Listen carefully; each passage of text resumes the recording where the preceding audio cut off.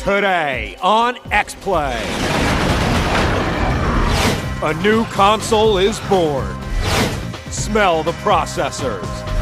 Witness the majesty. Threaten to drop out of school if your parents don't buy you one. It's game time.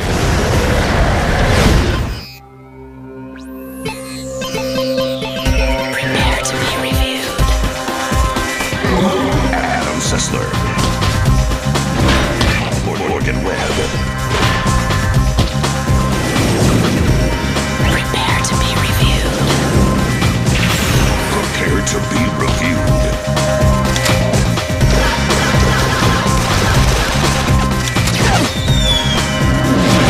This is Xplay. Hello and welcome to Xplay. Take a moment. Can you feel that? That is the collective sensation of awe and wonderment felt the world over as this most special of day approaches. A console is about to be born, bringing with it infinite possibility for pleasure, joy, disappointment, and bad Japanese role-playing games. And we are here, the midwives of American gaming culture, ready to receive the placenta-soaked PS3 into our loving hands. That's gross. Yeah, well, the birth of a console demands the poetic imagery. Well, it also demands a nice video retrospective of PS3 previews. Because anticipation is the third best part of playing a game, right after playing it and mocking your friends who are playing it. And we've got trailers of some of the biggest titles we're going to be seeing within the launch window. Launch window is a phrase that translates very poorly from the Japanese. It literally means way of getting you to buy a console when it only has 3 buggy titles ready to ship. But back to the Tokyo Game Show, Morgan and I got to play most of the games coming out for the PS3 in the next few months. And later in the show, we'll give you our initial hands-on impressions of these games and the PS3 itself.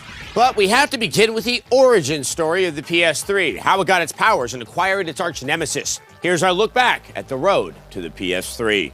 PlayStation 3. As the November release date for the PS3 approaches, gamers from around the world may finally have something to exhale about. At long last, the final version of the PS3 will be set and flying off shelves.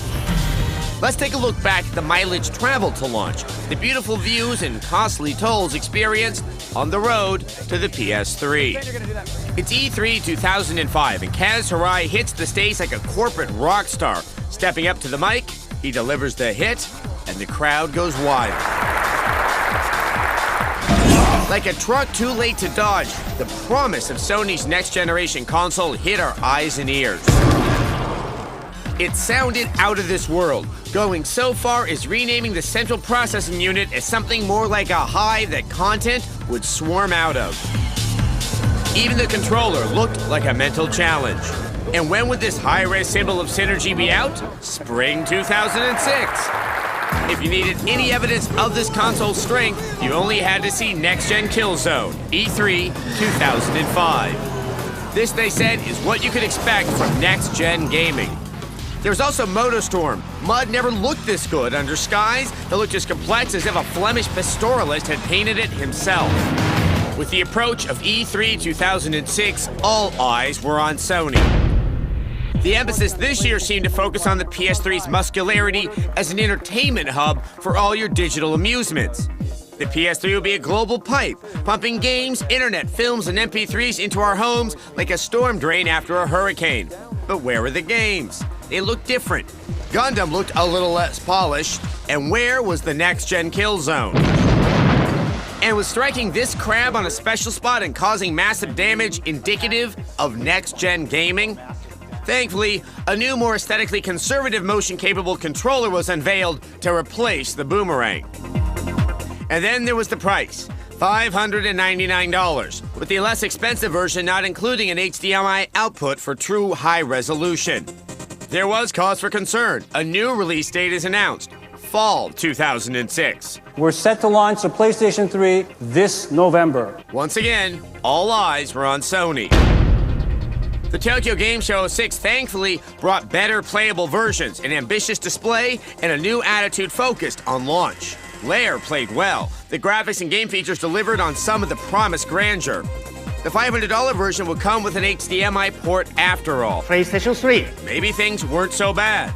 Demand would still be high, and initial low release numbers will cause some Best Buys to be torched.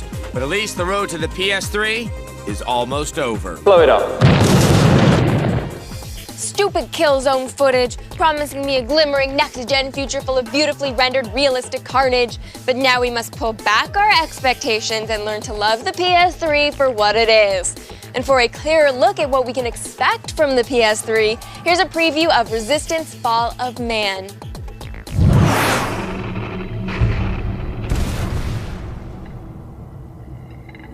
The Chimeran threat began in Russia. The origin of the virus is unknown, but its effects were devastating and swift. In the 1930s, reports of biological experiments began leaking out of Russia. We feared the Russians had developed a weapon of unparalleled power. The truth was far worse. You're with me, let's go!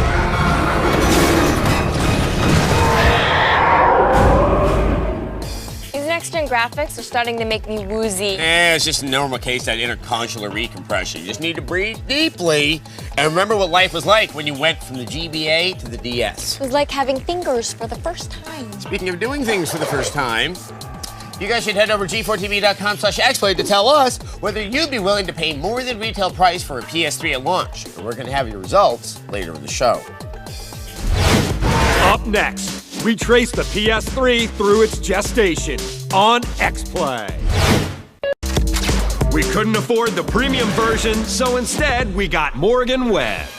Welcome back to Xplay. We are wrapping ourselves in the toasty warm blanket of the PS3 launch to relish this glorious moment in the evolution of electronic gaming. So to continue our PowerPoint presentation, here's a look back at what we saw from the PS3 at the Tokyo Game Show.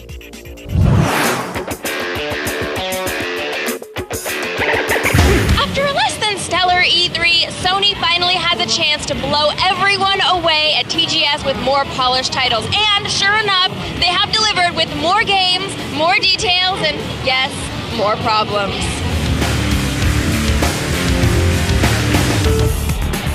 First, the bad news.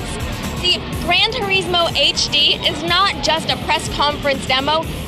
It's a real game, and it's considered a precursor to Gran Turismo 5, whatever that means. But what it really seems that it's like is an excuse to charge PS3 owners online content fees. See, about 90% of everything in the game, like from courses to cars, is going to be unlockable only by purchasing it from 50 cents to about $5, meaning to unlock everything in the game, it's going to cost about $400 to $1,000. It's not cool. You, Polyphony. You. And the good news? It's pretty much everything else. Go look.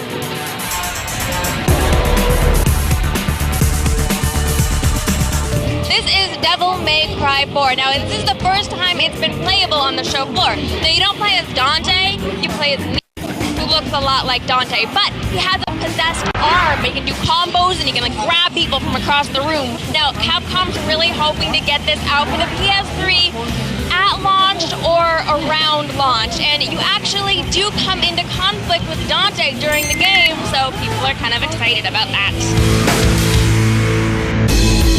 There's a new trailer unveiled for Metal Gear Solid 4 this year. Now, the big news is the autocam has been revealed. It is a chameleon-style visual camouflage, so he doesn't turn invisible, he just blends in with everything that's around him.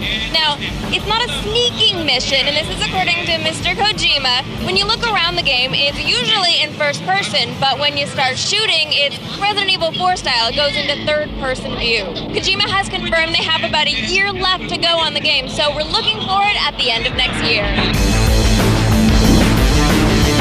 This is Resistance: Fall of Man, which is shaping up to be the PS3's big launch title. And another exciting thing is the online play is going to have up to 40 players in the final version.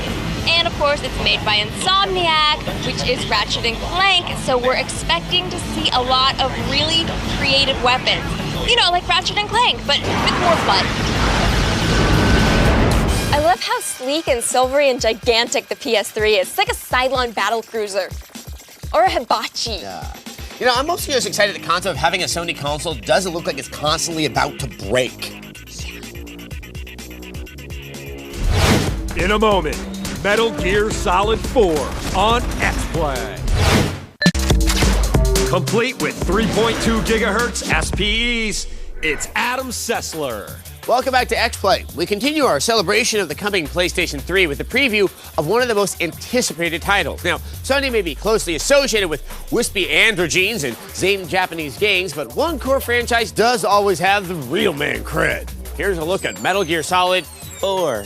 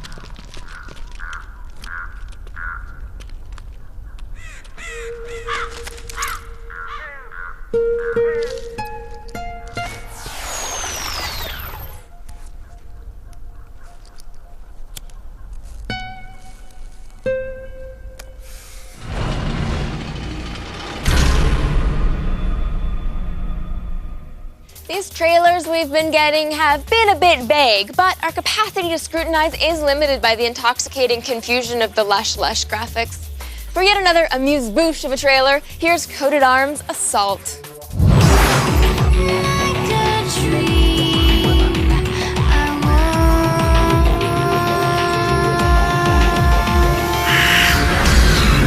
Day to day, our brief exchanges start. A new rush of feelings entering from these eyes courses into this heart. How tricky it is to close your eyes and see your heart smile. And so I start to question. 他のビジターとは違うよね。ビジターの排除、それが私に与えられた使命。HV モード移行。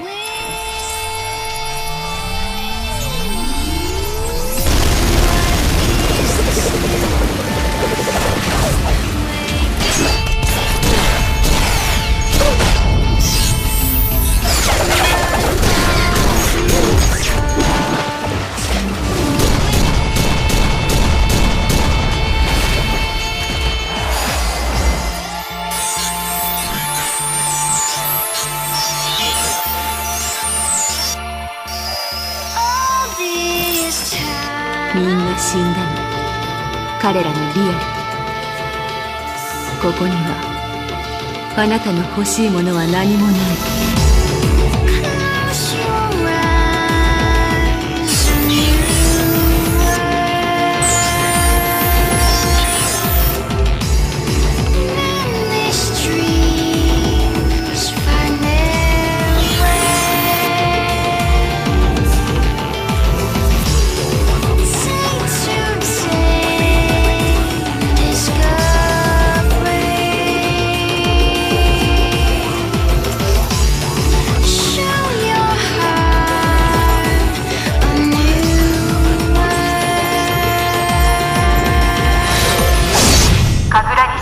たビジターに警告する。この先リアルな死があなたを待っている。さあリアルへ帰りなさい。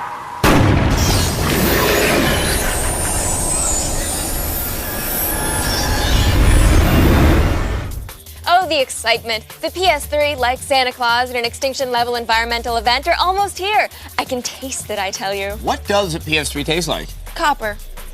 And I smell burnt toast. Okay, Morgan's having a stroke again. We're gonna take a commercial. It happens every time they release a new console. I see it's a blood clot in the brain. Oh. Up next, hands-on with the PS3 on Xplay. Poorer but happier. It's Adam Sessler. Welcome back to Xplay. Well, Morgan seems to be recovering from a mild stroke, and we're continuing with our lead-up to the launch of the PS3. I got to spend some time with Sony's new console at the Tokyo Game Show this year. Here's a look.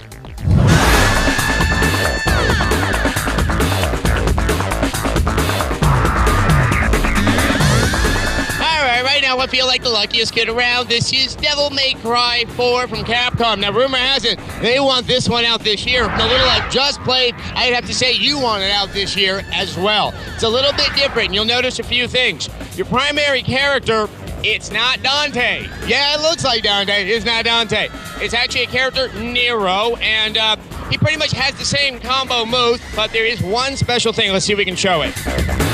Yeah, that's his arm. It's kind of a possessed arm, and it can grab onto objects and slam them into the ground. Trust me, it's satisfying. Another thing you can notice with the game is that the graphics are definitely of the PS3 standard and not what we were used to on the PS2. It's looking really good. You'll see a lot, hopefully very soon here, in the creature design, which is definitely more nightmarish than anything I've seen in the previous games. Well, that was Devil May Cry 4. A small taste, but a rather satisfying one. Once again, Capcom, get this one out. This will definitely make buying the PS3 this year a little easier. All right, this is the big launch title for the PS3, Resistance Fall of Man. And it's got one big thing going good for it. It's made by Insomniac Games, and those are the guys who also made Ratchet and Clank. And you'll see a lot of the qualities of that series in this one, even though it looks completely different. So it's an alternate reality from World War... Well, there was no World War II, but what there was is a strange alien invasion that looks like it came out of what was then the Soviet Union. There's something I want you to see. The game pauses when you switch weapons, just like in Ratchet and Clank. What that means is that they expect you to be using a lot of the different types of weapons very rapidly throughout the many battles that are in this game. Another thing to notice with Resistance is that it looks much better than it did back when we saw it at E3 and people were wondering what the big deal was. So, at the end, this still will probably be the biggest game that's going to come out at the launch of the PS3. And now that it seems to have decidedly improved, there's a much better reason why it's going to have that status. Oh. All right, this is Lair. This is from the Factor 5 guys that did the Rogue Squadron series. Well, I got only one thing to say about this game. Dragons. Lots of dragons flying in the air, hurting other dragons. That's awesome. It also takes advantage of the motion sensitivity, and this controller may be the one to do the most with it that I've seen so far. Let's definitely take a look. So I'm going to mount my dragon. All right, I just had to say that. That was an obvious one. So, okay, let's find something to hurt. Now I'm locked onto him, and now I'm going to start to use the controller to attack him, like that, which is awesome. All right, now we're tangling with him, and now we're fighting in the air between two dragons. The design of that dragon is exceptional. That was really, damn. One thing about the motion sensitivity is you actually try to use it in a very dramatic fashion. If I want to turn, I'm going like that. You really are using the buttons both to fire and to whip your dragon, more or less as you would a horse, and get some momentum going. We're not going to learn much more for a little bit, because we're not going to see this one until sometime in 2007. So this game is dragonly awesome. Glory be! Morgan appears to recover from her PS3 anticipation-related stroke. I heal quickly. And just in time for video viewer mail. Oh, man. Today's video viewer mail comes from Matt. Hey, Adam and Morgan. I was just wondering, what do you guys think the worst game of all time is? With we talk about this a lot. We have a couple worst games of all time. Yes, I don't know. Drake of the 99 Dragons, even though we usually say Aquaman, I hate that game even more. I don't know why, but I hate that game more. I reviewed a game a long time ago called Crimson Tears, and God, I thought about clawing my eyes out. I think I did lose a little bit of hair. Well, you cried blood, which is appropriate for the title because you're Crimson Tears. Oh, I'm clever. Mega Man X7, that game holds a special place in my heart. It's this dinging sound that it makes every time you lock onto a target that's identical to the UPS dinging sound. There's a lot of crappy games out there. We want to be asked, actually, what is the most forgettable game that we've ever played? I don't remember. I know. There was that one that was out there. With the guy? Yeah, you did a couple of things in it. And yeah. Then, anyway. Okay, well, you know what? We knew that guy's name was Matt because it was in his email address, but in the future, please actually say your name in your video viewer mail. And if it's one of those complicated names, spell it, too. So anyway, come on over to G4TV.com/Xplay and keep the video viewer mails coming. This internet age communication was brought to you by Xplay.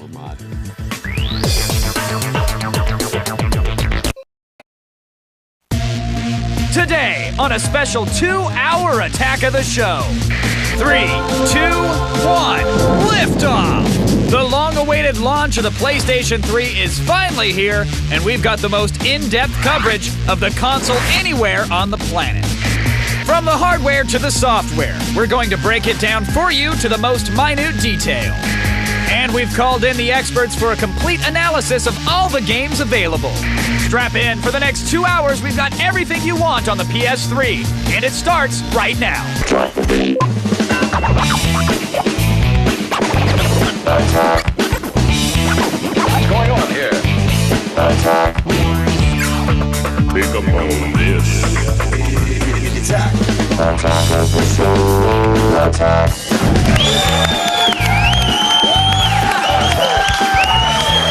Don't do the share. Do not do the share. I'm treating them like they're in line for a PlayStation 3.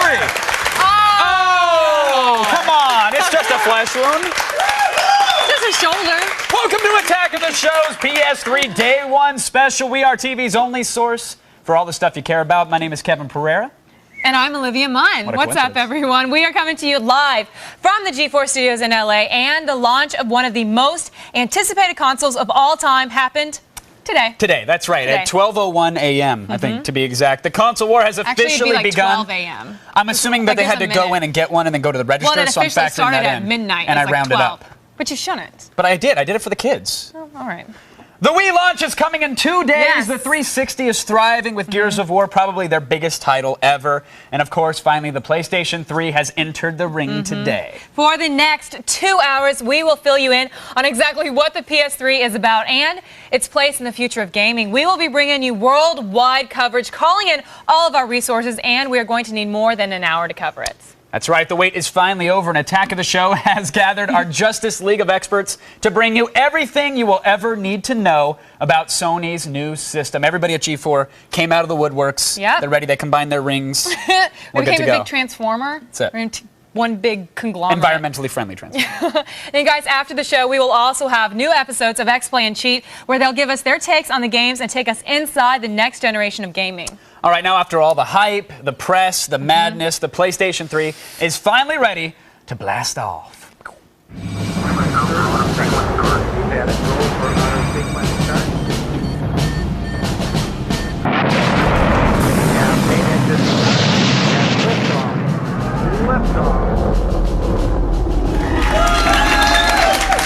There it goes.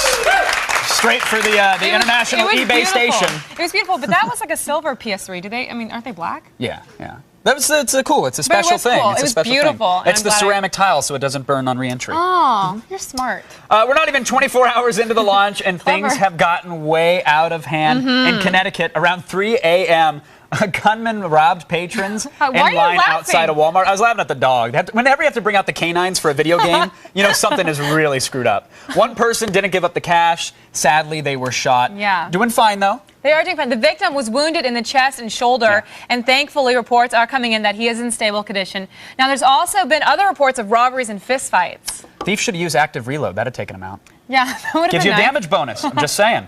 At a Circuit like City. a gamer. Unfortunately, it's just a game, and the guy had a real gun. This Kevin. is true. This is very true.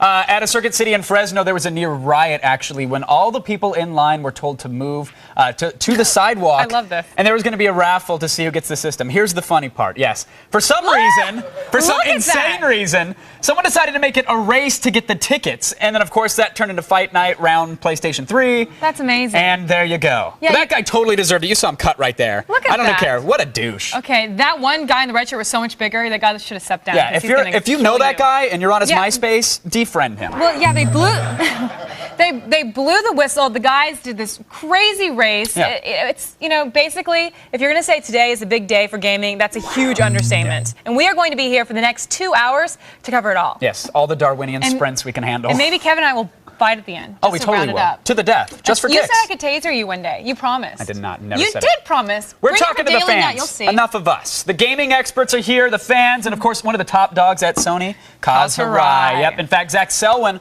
was at the Sony store in New York, and he's going to show us what went down at the official launch site. And we've got the coverage from the lines here in LA where midnight launches were just as crazy. Police have been called to several stores and reports are coming in through the day about what transpired at each location. You laugh every time. People are getting hurt. It's sad. We've got so much show today. There's so much going on. We, of course, needed to call in the clan to give us their hand and lend us some expertise. Yes, and thankfully, none of them have 3 X's or 2 T's or a bunch of letters in front of their names to make themselves cool. That would be leap. That would be.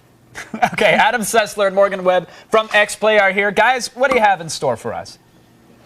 We've got a little history lesson. I mean, it seems like we've been hearing about this console for forever and a day now, and we will show you the road to the PS3. And we'll also demo Resistance Fall of Man and show you how it looks getting into a 20-on-20 multiplayer match. We're going to tag out. Let's get Blair Butler and Will O'Neill into this ring.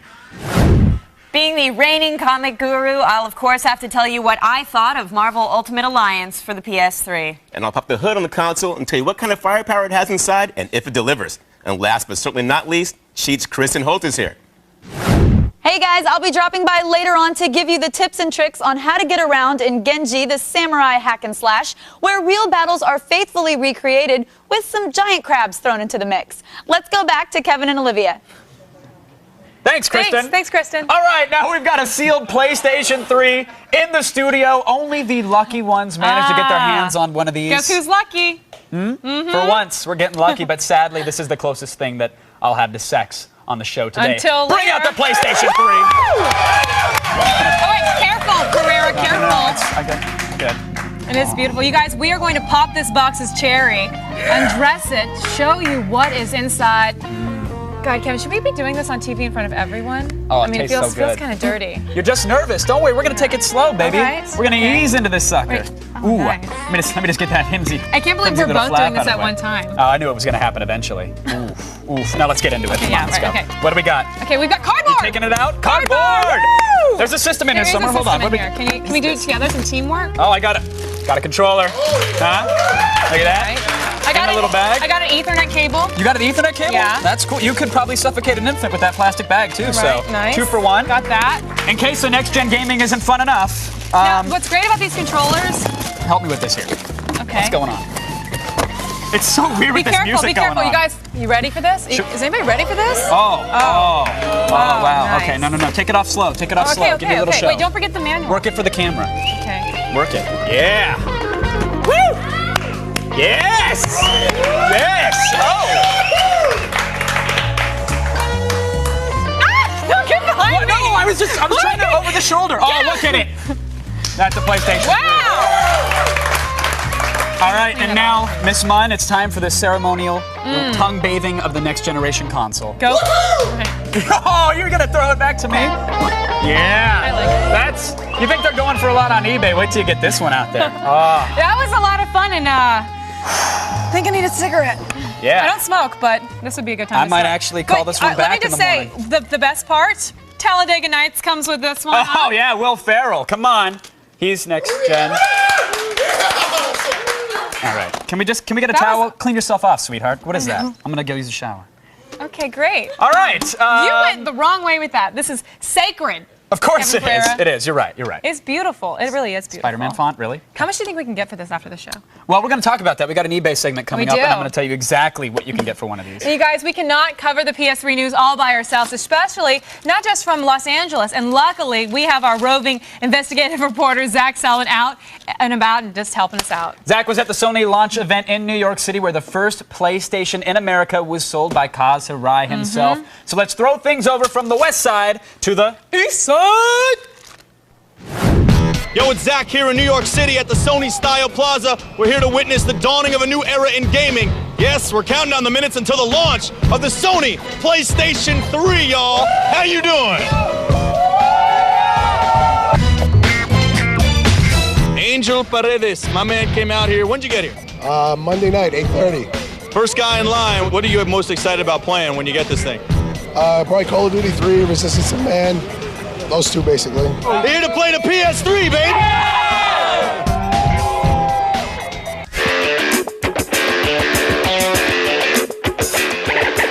I gotta introduce the guys who made this whole night happen. My man Sir Howard Stringer, and also my man Kaz Hirai. Make some noise for him, y'all.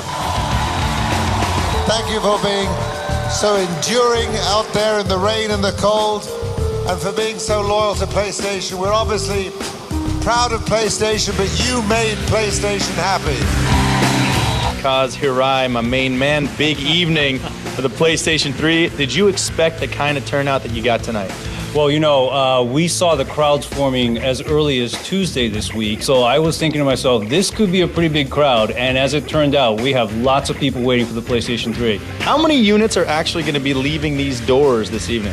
Well, I don't know. You know, we're going to try to make sure that all the people lined up can go home with the PlayStation 3, but if not, make sure that they can come back in the morning or the day after, again, and try to get those units to them as quickly as possible, because we don't want too many people waiting in line and having to go home empty-handed.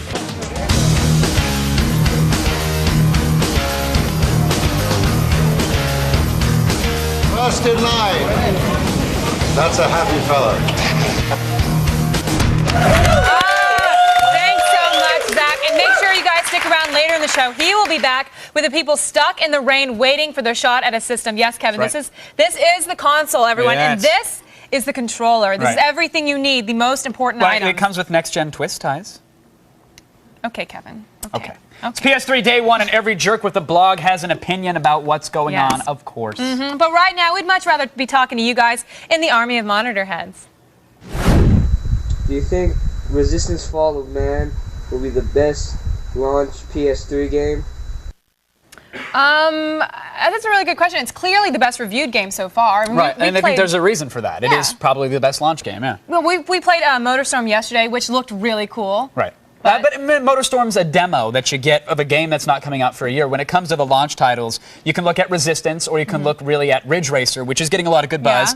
But you know, you gotta if you're one of those guys and only got the 20 gig hard drive, don't forget you're going to be throwing 5 gigs of Ridge Racer on that drive to play it with halfway decent load time. And most likely, most people are going to have the 20 because all the 60s went first. Well, 60s are totally gone. So You some can't people even had to get settle for the 20, and so for those guys, I feel for you. But to answer the question, yeah, Resistance definitely is the must-have title for the not-so must-have console. Not so must-have console. No, wow. I'm very excited for it, and I'm going to say that, but we're going to say why. You can't touch it. But no, I want to touch it. I just didn't want to wait in line for it. Okay, everyone. Over the past few years, Sony has made a lot of huge promises. Some launch titles didn't even materialize, and the number of consoles available dwindled the closer we got to November. Yeah, Sony says the next generation of gaming is here, though people had to sleep outside for days or fork over huge amounts of cash for the chance to be a part of it. The stores are cleaned out for now. Without a doubt, people are willing to do anything to get this console. That's why I'm saying it's a little crazy. Desperate times, people. Desperate action. Things have gotten drastically out of control. I mean, someone got shot outside of Walmart today. That's crazy. We want to know what you guys at home think. Is the PS3 worth taking a bullet for? Vote on our website, g4tv.com/AOTS, or text your vote to G4TXT. That's 44898 to vote and register for AOTS Live News People Alerts. are going to say yes. Bullet. People are going crazy for this thing. A bullet for? They will say yes. Do you want a PS3? Watch. I want the only news that I need to know. Really? Well, Here's I can give you that Layla for Kaylee free. with the feed headlines. Thanks, Kevin. Here's what's coming up in the feed. First up, a shot has been fired and it's heard around the gaming world. And I'll tell you where first blood has been drawn in the next-gen console wars. Plus, the PS3 launch has generated everything from midnight parties to pre-dawn stampedes. Ask me nice, and I'll give you the details. And finally, some eBay users are turning a tidy profit on their precious PS3s. It's all coming your way in the feed, but first, back to you.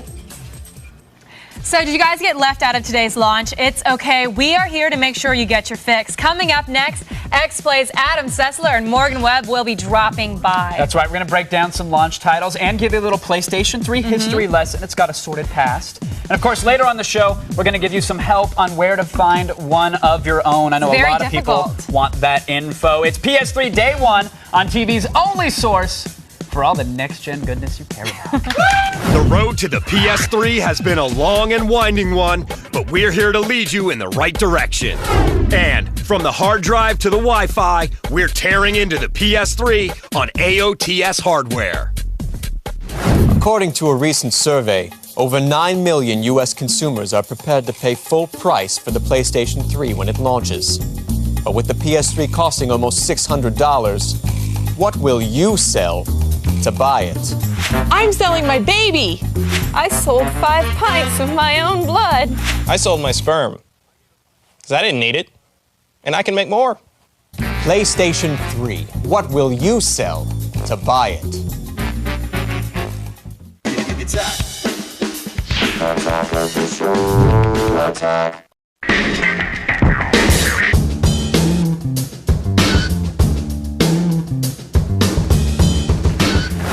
Welcome back to the show. We are live on PS3 Day 1, bringing you 2 hours of coverage in the midst of gaming history. That also means there's a new console to pwn kids on. Let's go over to the man who knows how to make all the children cry, Mr. Kevin Pereira. They thought they were getting candy. That's funny. That's right. We're about to take a closer look at the launch of the PlayStation 3 and see exactly what this console has to offer. So buckle up, boys and girls.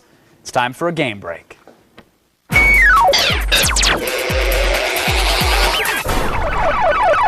Joining me in the studio right this very moment are the gaming experts themselves, the host of Xplay, Adam Sessler and Morgan Webb. Come on now. No, keep it going. We're here. You might as well take advantage of it. Welcome. Welcome, kids. Thank you. You know, I am actually just like you. Whenever someone tells me about someone getting punched in the face in the live, You giggle, right? I giggle a little bit. It's a little funny. It's like a gag reflex. It's the best press that Sony could have gotten, unless he didn't get shot. Then it would Right, then it kind of, well, that kind of pushed it over the edge. Because now a lot of the news stations are going to talk about how violence in video games, maybe there's a connection, I don't know. I'm just let's get into it. Let's get into it. Because, you know, of course, all this crazy PlayStation 3 lines and violence, etc. Did the launch meet expectations, or was it overshadowed by the critical injuries that happened? I think it's become almost a fiasco. Nobody can get their hands on it. And a lot of the problems are caused by just really pathetic mismanagement on the hands of the individual stores involved. Like telling people to go make a new line over there after you've waited for 3 days. That is mind-bogglingly stupid. That's not a good idea. We're going to play musical chairs. You 500 angry, tired, sleep-deprived people, go ahead and fight. Exactly.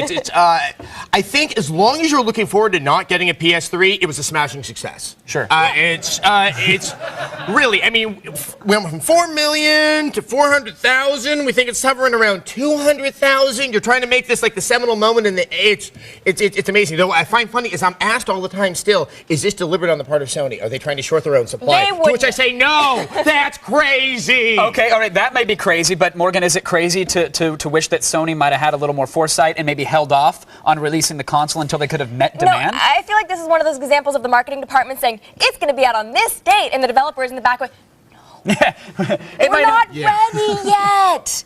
And them just not communicating, and they're like, no, we have to have it out by the holidays, and this is the situation that we get. I think we're really going to better understand this launch in a couple of days, because I'm waiting to hear if there are problems. We're hearing reports of problems with the HDMI cables and Panasonic high-def cables. Anecdotal at this point. Yes, it is anecdotal, but yes, we've heard in a couple of days we'll get to know if this is happening, how pervasive it is, and when you're selling a $600 piece of technical equipment, the expectation is it better work, and that's going to really hurt people that may have tried now, and if they're going to try later on. let's assume that there's maybe 3 or 4 people out there that actually got a unit. They take it out, they hook it up, it actually works. They didn't put it on eBay, believe it or not.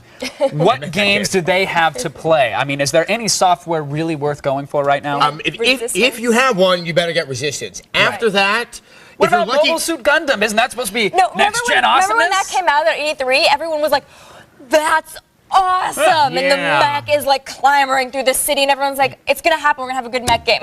Then we saw it at TGS, and like, oh my God, they're putting us on with that terrible footage. Right? You funny Namco Bandai guys, oh my God, you told the truth.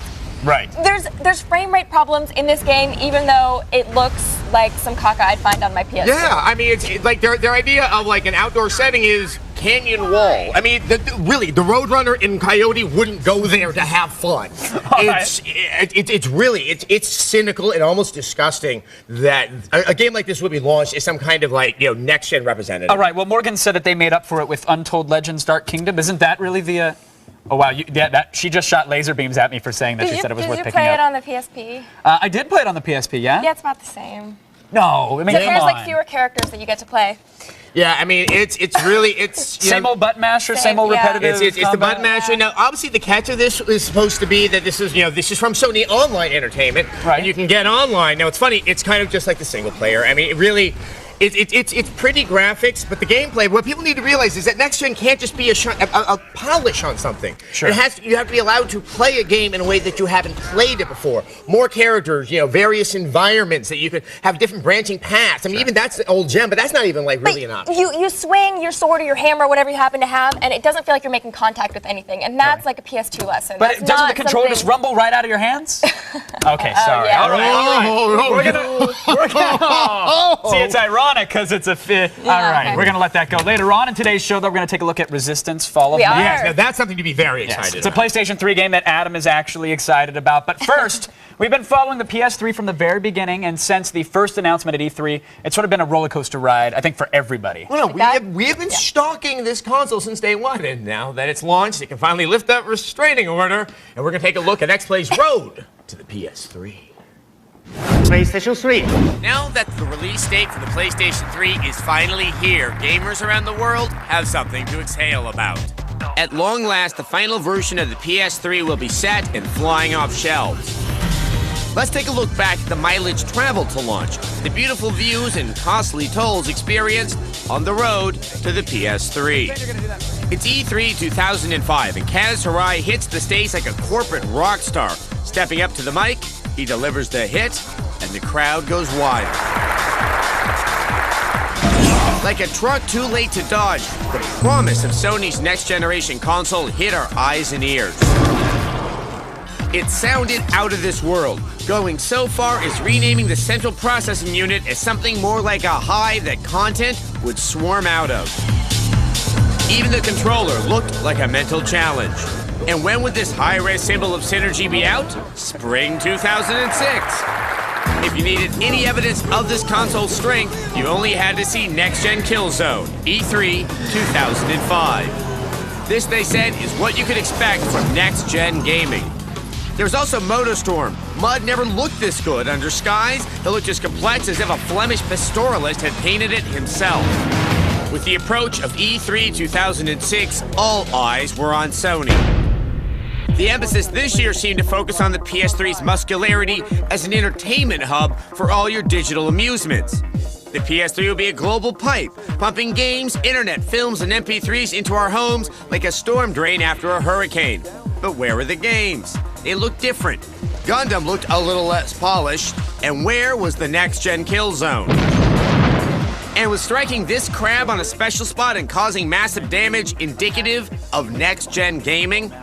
Thankfully, a new, more aesthetically conservative motion-capable controller was unveiled to replace the boomerang. And then there was the price, $599, with the less expensive version not including an HDMI output for true high resolution.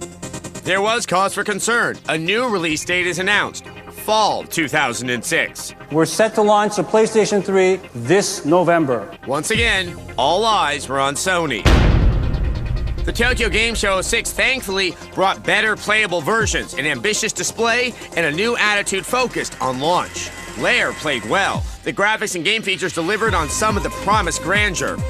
The $500 version will come with an HDMI port after all. PlayStation 3. Maybe things weren't so bad. Demand would still be high, and initial low release numbers will cause some Best Buys to be torched. But at least the road to the PS3 is finally over. Blow it up.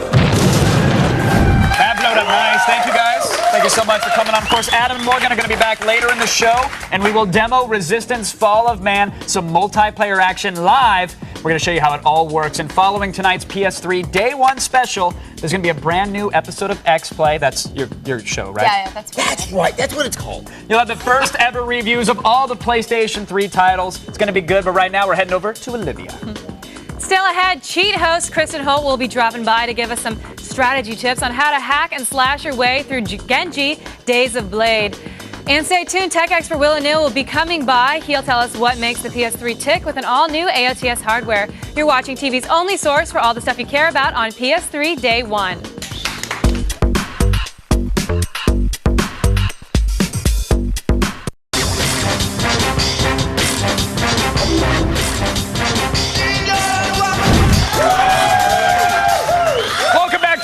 Show, TV's only source for all the stuff you care about. And today, of course, it's PS3 Day 1. Now, if you didn't get a console today, face it, we're pretty much all you've got. And we're going to milk that for all it's worth. Let's go over to Olivia, who does not come in either a 60 or 20 gig version. Thanks, Kev. Now, when we want the dirt on the latest gear and gadgets, there is only one man we go to, tech expert Will O'Neill. He is here to tell us what firepower's inside the PS3. It is time for AOTS hardware.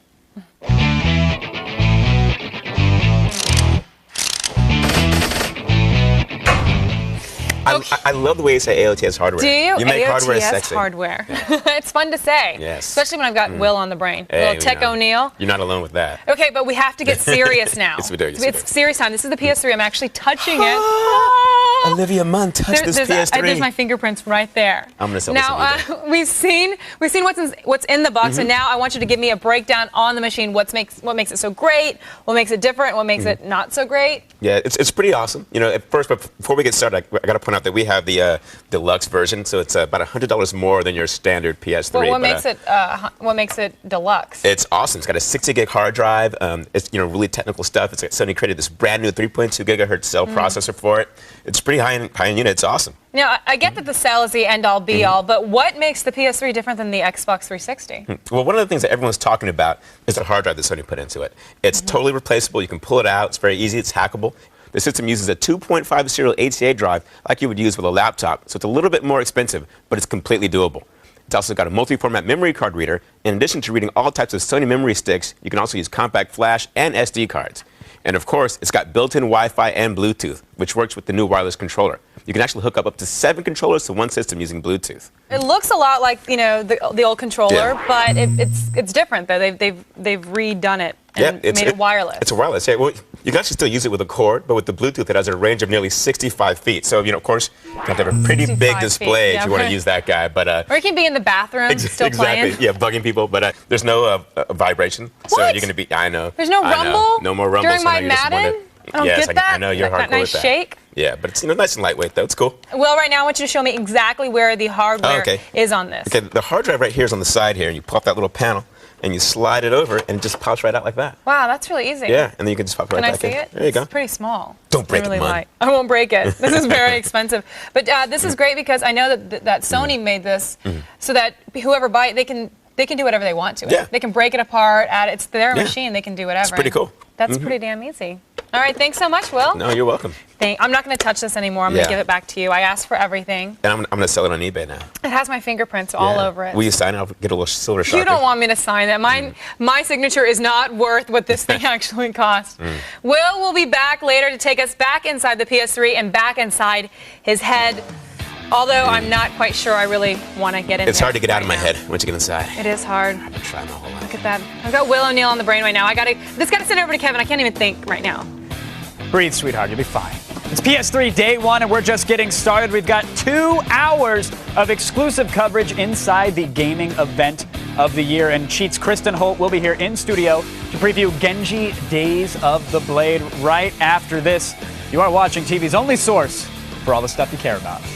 Having trouble with crazy sword-wielding Asian girls? we've got your Genji tips to get you to the next level. And we've got the president and CEO of Sony Entertainment, Kaz Hirai, filling in all the gaps.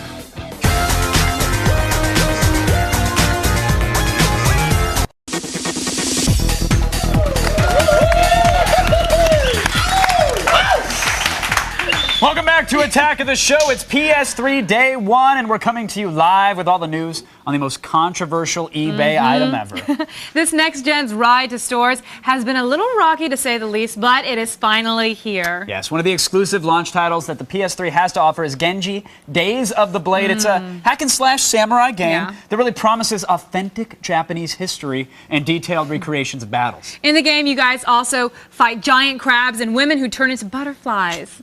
Did that really happen?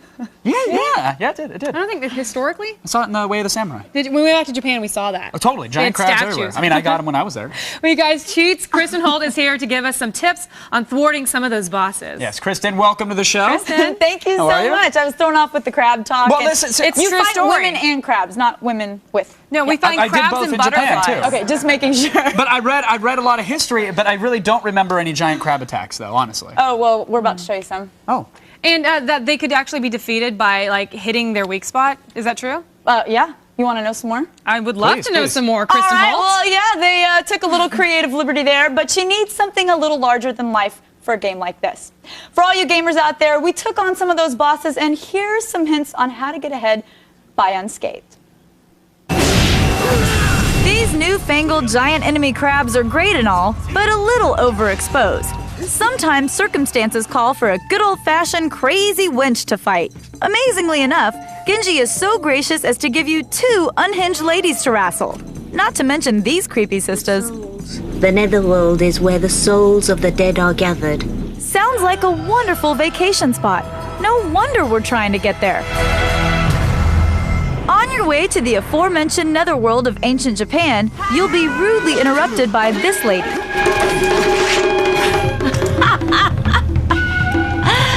Prepare to die. Wow, is she cranky? You don't have any chocolate to pacify her, so it looks like you'll have to throw down. Here's the most effective way of defeating her. Use the triangle button attack to keep up with her as she jumps around. Take advantage of her Kamui plane and turn the tables against her.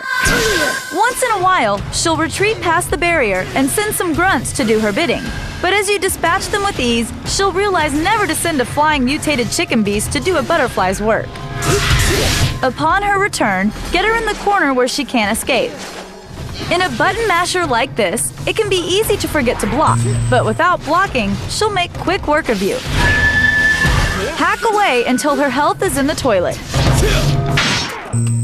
Haha, it may have looked like some mild rearrangement, but you actually only nicked the girl's face. My face. It's been scarred. No.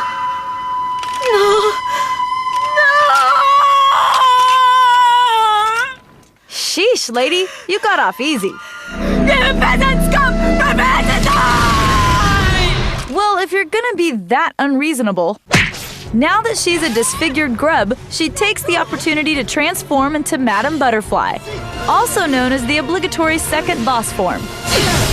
In a sweeping move of creativity, she has no new moves, except for the ability to hover a few feet off the ground, which does her surprisingly little good. Beat her in the same fashion you did before, and the butterfly will lose her wings. I know, sometimes beauty can be painful. All right. Thank you for the tip. There really were butterflies. There were. And that's pretty much how I handle all my foes and my ladies. You just corner them and hack away until they get a scratch on their face. Hack and slasher. That's it. With the Nice, ladies. Kevin. That's it. You reveal a That little explains a bit lot. too much every day. That's You know exactly that? how I'd react if somebody scuffed this moneymaker. I wouldn't be You know what I'm surprised saying? if one day we get a knock and it's the police and they're looking for you. You can hang out at my house. Oh, sweet. I'll stash you. You guys, You're gonna make sure to stay tuned to G4 because Kristen will be back tonight with a brand new episode of Cheat tonight at 8:30, where you'll get all the advice and guidance you'll need to know to become a PS3 Samurai Master or a Butterfly. Best of both worlds. But right now, it's time for the only news that you need to know in the feed.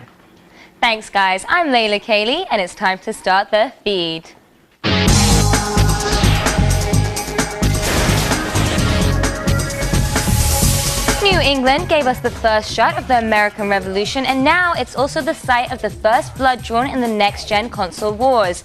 A man was shot while waiting in line to buy a PS3, not in Concord, Massachusetts, but Putnam, Connecticut.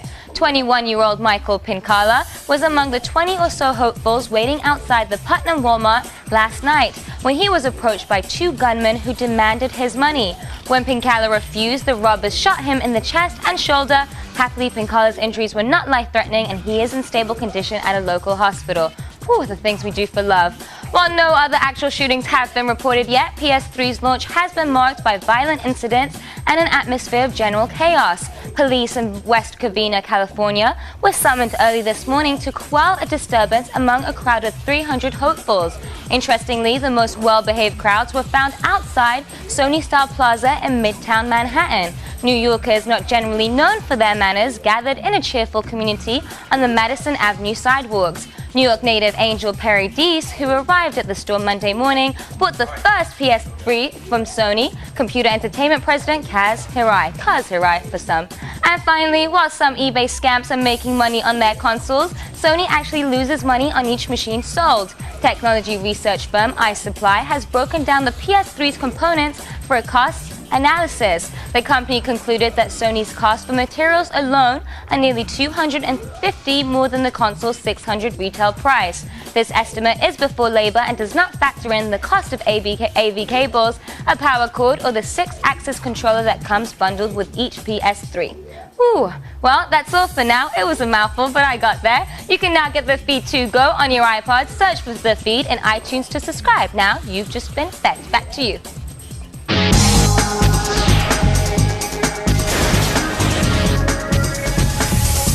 Hey, if you spent days in line for a PS3, you can stay on that couch for the show. No problem, right? We have lots more ahead, and you don't have to pee in the bushes right in front of the Best Buy to do it. Is it okay if I did, though? Well, yeah, but do you really have to? No, I mean, I didn't have to. It was fun, though. When we come back, I'll put the screws to Kaz Hirai about the launch and long, winding road it took to get here. Stay tuned for more on PS3 Day 1. To the bushes! President and CEO of Sony Entertainment, Kaz Hirai, answers all the questions we can't figure out. And prices are high and still soaring. We'll show you how much you'll be paying if it came from eBay.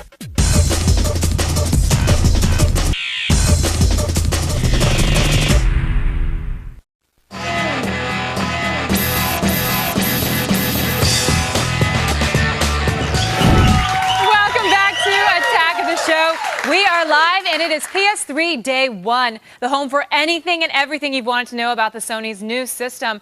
And we couldn't possibly have a launch special without getting the dirt straight from the top. Right now, let's go on over to Kevin, who's got a very, very special guest for you.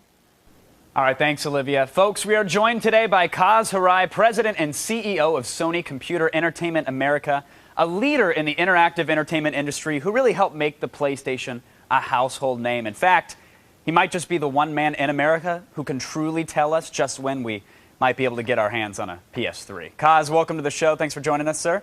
How are you, Kevin? I'm doing very well. I'd be doing a lot better if I did have my hands on a PS3. Am I crazy for thinking I might not get one by the end of this holiday? Well, we're trying everything humanly possible to increase the output of the PlayStation 3 from our factories in Asia, and then making sure that we bring it to our shores as quickly as possible, which means traditionally we would put it on an ocean freighter across the Pacific, maybe taking 12, 14 days. What we're actually doing with the PlayStation 3 right now is putting them on charter jets. So as soon as the pallets fill up with PlayStation 3 on jets, they take off, they land on the West Coast. Wow. We try to turn it around as quickly as possible and get it to all our retailing partners. Wait, now Kaz, what if I'm willing to cash in my Southwest miles and fly to Asia myself? would you let me pull up to the factory and maybe take one off?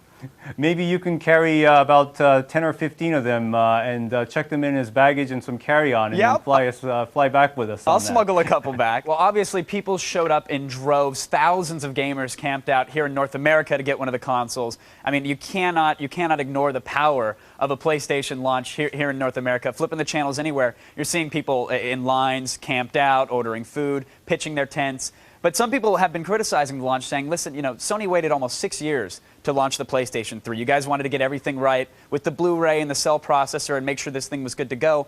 why not postpone it just a little while longer to perhaps meet demand just a little bit more?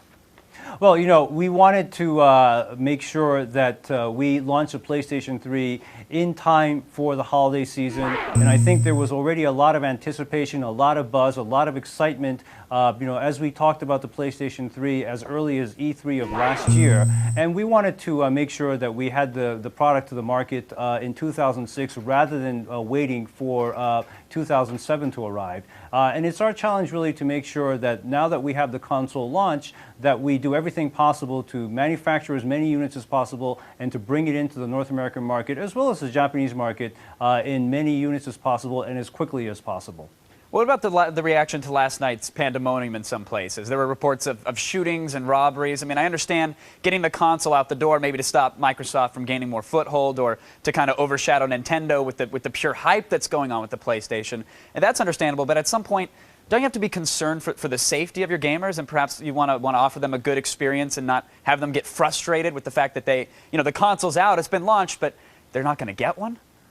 Well, absolutely. And I think a lot of our retail partners made sure that with the people in line, they were given wristbands or be given the opportunity to, go home or go to, a place to get a bite to eat and keep their place in line. At the Sony Plaza, we made sure that we were handing out, coffee, what have you, and also make sure that, there wasn't much of an incident. Now, there were some isolated incidents, I believe, of people, for example, trying to cut in line, and then, of course, the people that were already in line, trying to stop that. I've not heard of a shooting, but again, it's something that, we're obviously cognizant of and want to make sure that, the people coming in to purchase the PlayStation 3 when they're lining up, have a great experience being a part of the launch as opposed to it being a negative experience for them. All right, Kaz, I know there's a lot of gamers at home now that are very excited to check out their PlayStation 3, and I know in the years to come you're going to have some great experiences for them. Congratulations on the North American launch, and I want to thank you for joining me today here on Attack of the Show. Right now, we're going to head on over to Olivia, who's got some info on the competition. Thanks, Kev. With all the hype surrounding the Wii and the PS3, it is easy to forget that another amazing next-gen system is available in stores right now, and it has been for the past year. With a great lineup of games, why wait in line and risk a beating when you can play some Xbox 360? Here are some of the best games that Microsoft has to offer. It is time to attack this.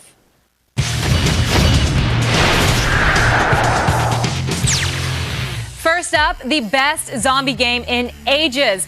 Dead Rising is like an interactive version of the horror flick Dawn of the Dead. Zombies have overtaken a shopping mall, and you're a photojournalist who, in 72 hours, needs to take as many candid pictures of zombies as he can. After that, a chopper will come rescue your sorry picture-taking butt. Until then, you gotta stay alive, kill some zombies, and maybe help some non-zombies along the way. Next is Tom Clancy's Ghost Recon, a game that looks great and plays even better. While the single-player missions are fun and challenging, multiplayer deathmatch over Xbox Live is even better. Here's a tip, though. If you come out of the trees with your guns blazing like some kind of Leroy Jenkins, you're going to get your ass handed to you. Next, The Elder Scrolls IV Oblivion is an epic single-player RPG that will easily consume weeks of your life. You can explore the land with total freedom, checking out the dungeons, little towns, and big cities that dot the landscape. Plus, your actions in the game determine the type of character you play and how other characters in the game react to you. So basically, if you act like a jerk, you'll be treated like one. And finally, Gears of War, our favorite game so far to hit the Xbox 360, combines gorgeous graphics with spot-on gameplay. You and your battalion are up against an especially scary alien invader known as the Locust Horde. There is both deathmatch and cooperative multiplayer modes here. Now, we are big fans of the co-op mode. It is always better to bring friends or maybe three. And the best part, all these games are in stores right now. That's today's Attack This. Visit G4TV.com/AOTS for links to all these games. Up next, we'll show you where most of the new PS3s are going to end up. Yes, people will have to yell, "It came from eBay." You guys are watching TV's only source for all things PlayStation 3. According to a recent survey, over 9 million U.S. consumers are prepared to pay full price for the PlayStation 3 when it launches. But with the PS3 costing almost $600, what will you sell to buy it? I'm selling my kidney. I participated in a medical trial. I made a porn film. and I was the only human actor. PlayStation 3. What will you sell to buy it?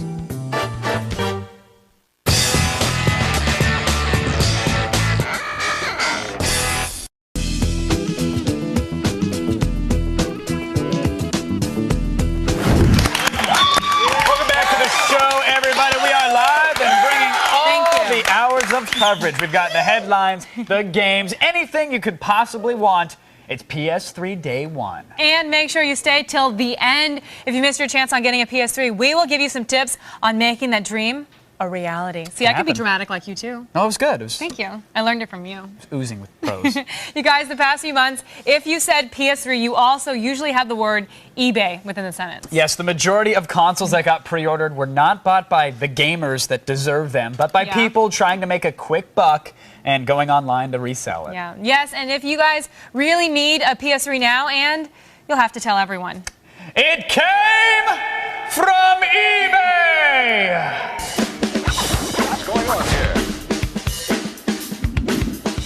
Yes, eBay is back. That's right, that's right. Now, if you're on eBay right now, prepare for a little bit of the sticker shock. You know, now that the wait is over and people are taking pictures and selling actual PlayStation 3s. Did that say $25,000? Well, here's the deal. The average PlayStation 3 selling price has almost doubled since yesterday. It looks like there's a decent amount of fraudulent bidding going on. I'm assuming 20K, probably not legitimate. What's fun about that? Going, ooh, I'm going to sell it for 20K.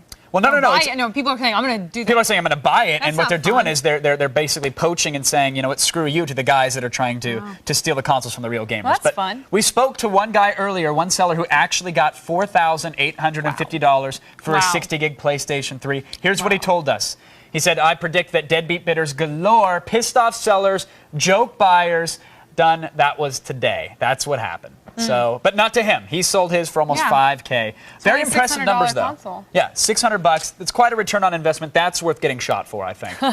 Considering a new 60-gig PS3 retails for $600, let's take a quick look at some of these auctions and see what people are getting. This is a little eBay by the numbers. Earlier today, we saw the highest price paid for a 60-gig PS3 unit, $9,000. Wow. Now, according to eBay Marketplace Research, today's average selling price for in-hand units, approximately 2,700 bones. Man, I wish I was in line waiting. And if you want a quick deal and a better price, you got to use Buy It Now, because the average sold Buy It Now price approximately $2,100, which that's kind of unusual, actually. Yeah. Now, with PayPal and overnight shipping, you could have a brand new PS3 in your hands by early tomorrow morning, just in time to get the gaming out of your system and get in line for a Wii.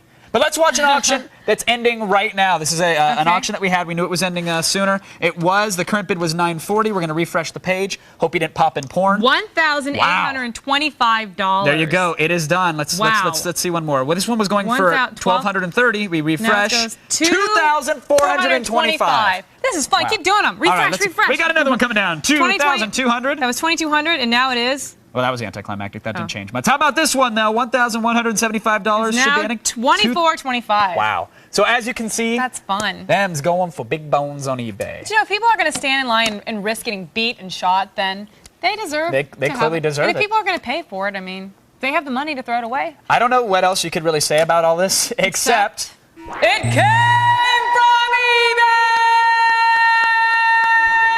Scene. All of you people should be ashamed of yourselves. How dare you exploit a global tech powerhouse like Sony? They need the money, folks. I know. Hello. Have patience, everyone. Have patience. All right, if you think we're done here, you got another thing coming. Our coverage of the PS3 Day 1 is in full force for another hour. I don't know why I did that. And there's way more Attack of the Show coming up. Yeah, we've got game, demos, reviews, and a brand new loop breaking down the day's events and much more. We're not lying when we say we are worth watching, and we are TV's only source for all the stuff you care about.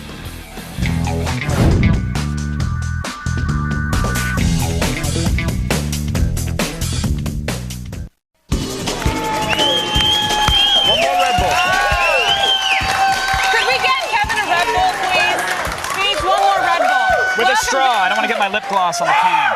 Welcome back to Attack of the Show, TV's only source for all the stuff you care about.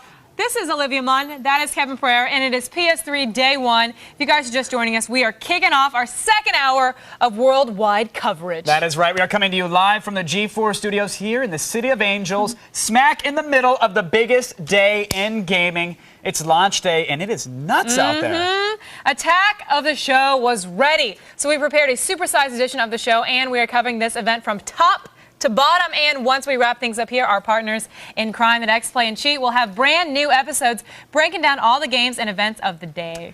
All right, so far we've covered some of the launch titles out there, checked out the hardware, I just grilled Kaz Hirai, and if you think that's a lot, you gotta stick around because we've got plenty more coming up. The PS3 is a huge piece of hardware, and one measly hour it just can't cover it. Can't. Now G4 is here all night bringing you everything you'll ever need to know about the PS3. Buckle up and strap in. It's launch day.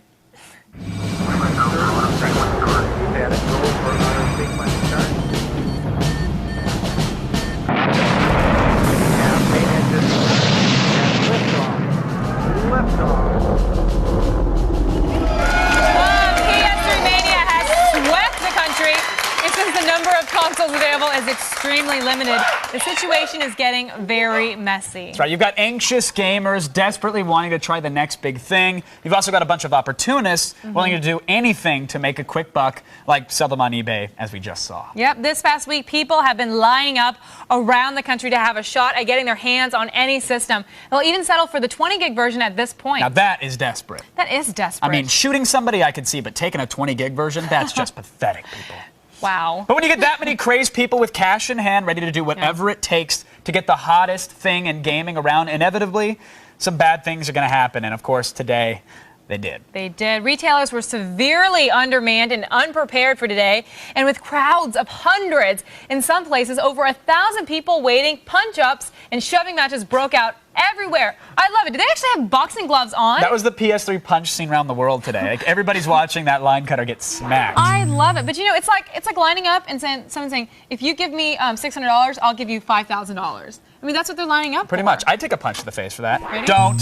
Because I have a PS3. There's been reports of muggings outside stores for people waiting in line, people getting their systems stolen. Of course, a man in Connecticut was shot outside of Walmart. You've heard the stories already. I hope he got a PS3. He's fine, yeah. He got a flesh wound as well. It's a good souvenir. Because of the short supply of available consoles, though, people were forced to take drastic measures if they wanted to get their hands on one first. Zach Sallen was in New York last night, and he talked to fans who wouldn't let anything stop them, even some really bad weather. Ooh. All right, it takes hardcore dedication to stand in line for 3 or 4 days, so we're going to take it to the streets and find out what these die-hard fans are doing here in anticipation of picking up the new PlayStation 3.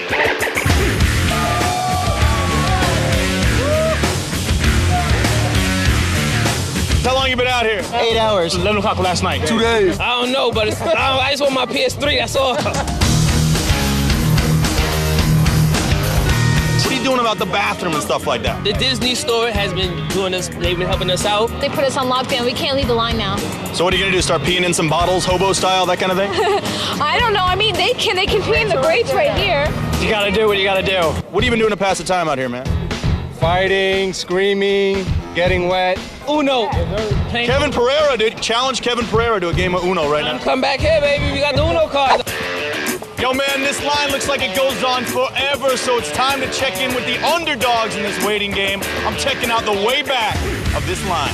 You know, you're the last dude here. Does that make you feel any more special, or do you feel a little maybe slighted? I'm proud of being the last person. What do you think the chances you actually picking up a PS3 tonight are?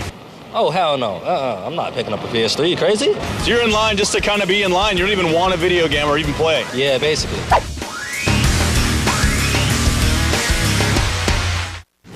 I suspect there will be a lot of gamers with the flu this weekend, but probably worth it. Most of them had it all week while they were waiting in line. Called the employers. Sorry, boss. Now I know your trick, Pereira. Exactly. And you didn't even get a PS3.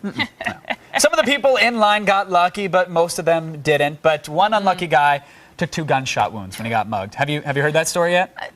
Dude got shot. Breaking news. What? So we wanted to know. Where? This was at a Walmart in Connecticut. We wanted to know, is the PS3 worth taking a bullet for? That's a good question. Vote on our website, G4TV.com/AOTS, or text your vote to G4TXT, that's 44898, to vote and register for AOTS live news alerts.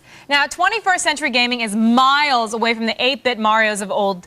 Today, motion capture is used to animate the actions of all your favorite characters. That's right. For mocap, you need trained professionals, right? You need skilled actors. The job much harder than it looks. It's not just wearing ping pong balls. You'll see. Just watch. Peter, I think, is one of the least known icons in the industry. Not only did he contribute to the motion in the game, but he also contributed to the storyline, and so few people know about him. The first time I saw his work, it just made me weep. You know, this guy could capture motion in a way to where all you had to see was his data points, and you understood the pathos of humanity.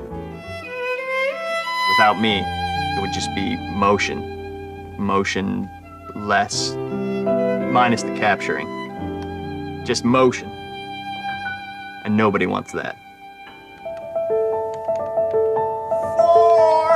He's actually a pretty exciting guy to watch because when he tries to get into character ahead of time, he really immerses himself in that character for not just hours, not just days, but sometimes weeks at a time. I've played robots, I've played, super fans, Gollum in the Lord of the Rings video games. Yes, my precious.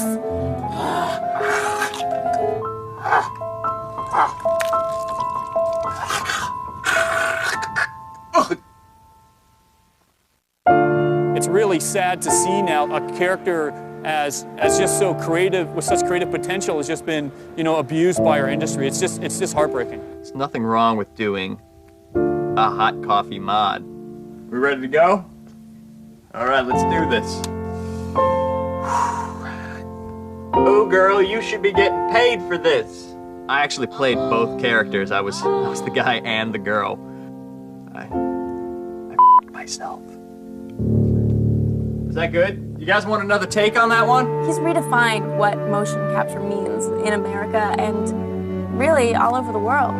It's a struggle, but if you believe in what you're doing, it'll pay off.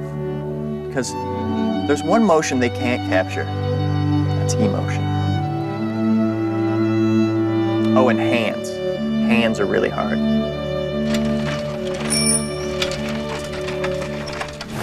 That's a hot outfit. You should try that sometime. Yeah. Now, you guys, did you get left out of today's launch? It's okay. We are here to make sure you get your fix. That's right. You can crash here anytime. My old lady, she doesn't care. And up next, Xplay's Adam Sessler and Morgan Webb. They're going to demo Resistance Fall of Man live in the studio. What is this? Oh, TV's only source for all the stuff you care about. I was going to say Blue Spandex. Aliens are on the march, but fear not. We'll show you how to survive in Resistance Fall of Man. And we dive deep into the Blu-ray in AOTS hardware. It's Attack.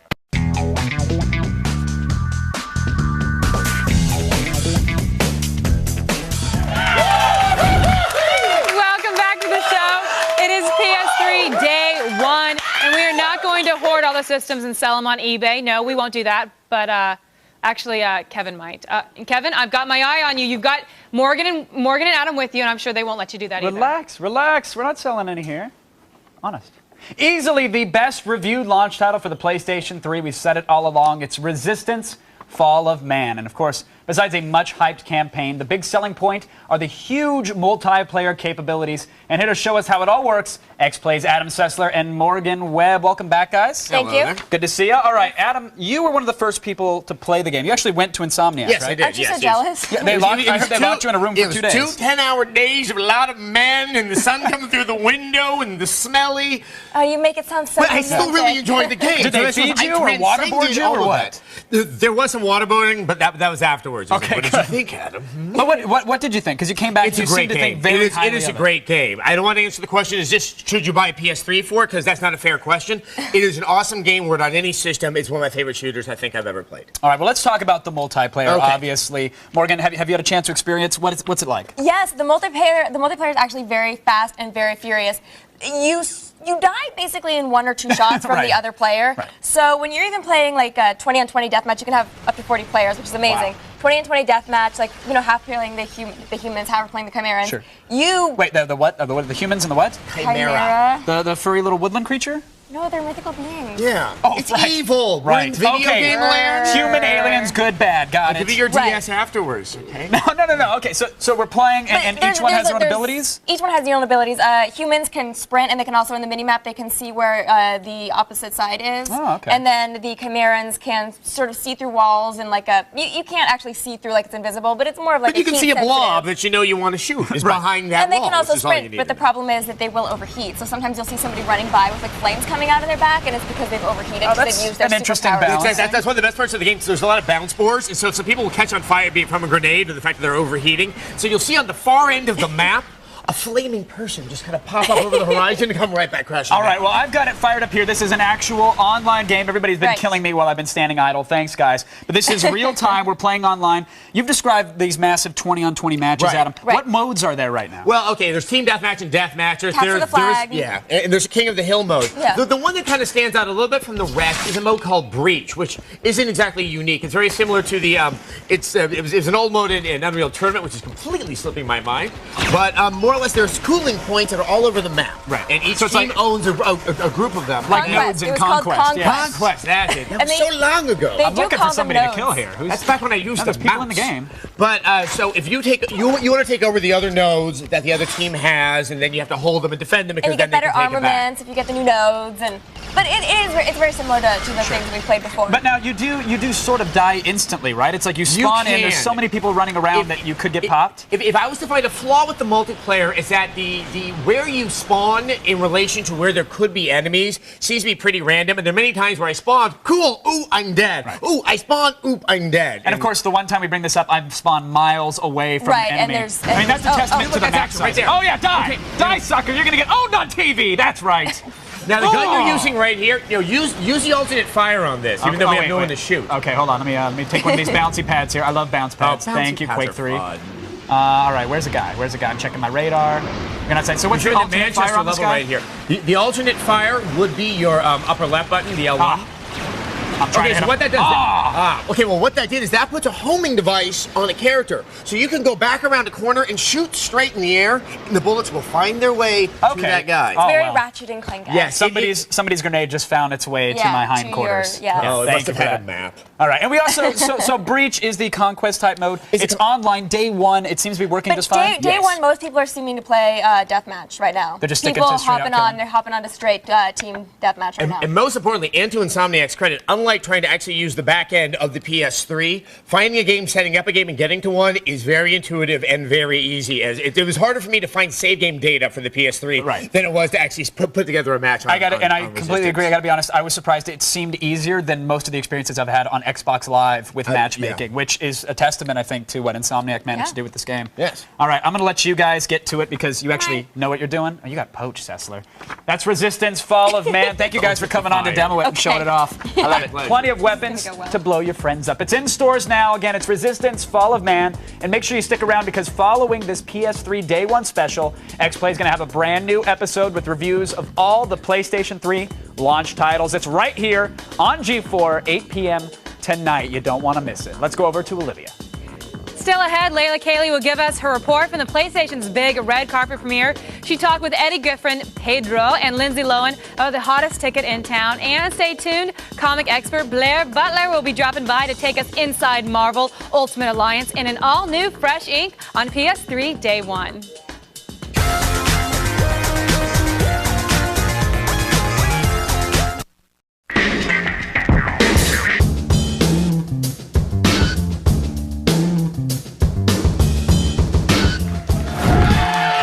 Welcome back to the show, everyone. We are live and bringing you all the news from PS3 Day 1. We're running a marathon here, and no guy from Kenya is going to beat us. I mean it. Let's go over to Olivia, who fortunately did not get trampled at a Walmart today. Well done. Thank you very much, Mr. Pereira. Now, when we want to dive into the world of superheroes and thought balloons, we go to only one person, comic book expert Blair Butler. It is time to take a look at the PS3's Marvel Ultimate Alliance. It's Fresh Ink.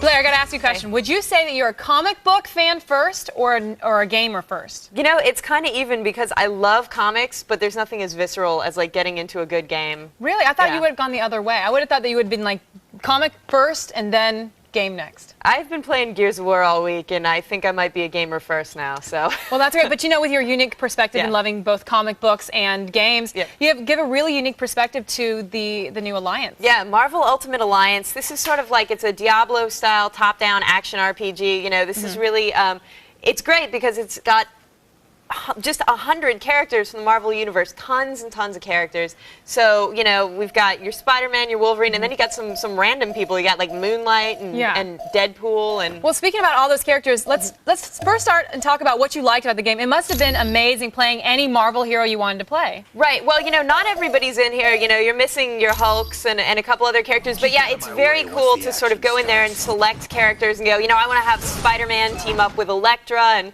Ms. Marvel, although why you want to play as Ms. Marvel, I'm not really sure. But, you know, hey, it's fun. Maybe some people, you don't know. Don't judge. Don't judge me. It's true. And actually playing as Reed Richards, Mr. Fantastic, tons of fun. Yeah. Believe it or not, the stretchy arms is a really nice, it's a nice thing you can do on this game. Now, you play this on both the PS3 and the 360. Right. What was the big difference between them? Well, you know, graphically, the difference is really negligible, but the 6-axis, the sort of motion-sensitive controller that they have on the PS3, you know, you use that to, like, wrestle weapons away from people or defuse bombs, which is actually not that exciting. It's kind of lame. I sort of like I like the rumble myself. Yeah, I like the rumble too. I'm it's a my big fan favorite of part the rumble. on Madden. It's my favorite part when you get to tackle somebody. Now, how about the gameplay? Did you actually believe a man could fly, or were you like just flying through hoops and fog? Well, you know, the really cool thing about this game, it's embarrassing to say, it's the cutscenes. It's great to see all these characters that have different licenses with various studios together in a semi, you know, CG real format, fighting together.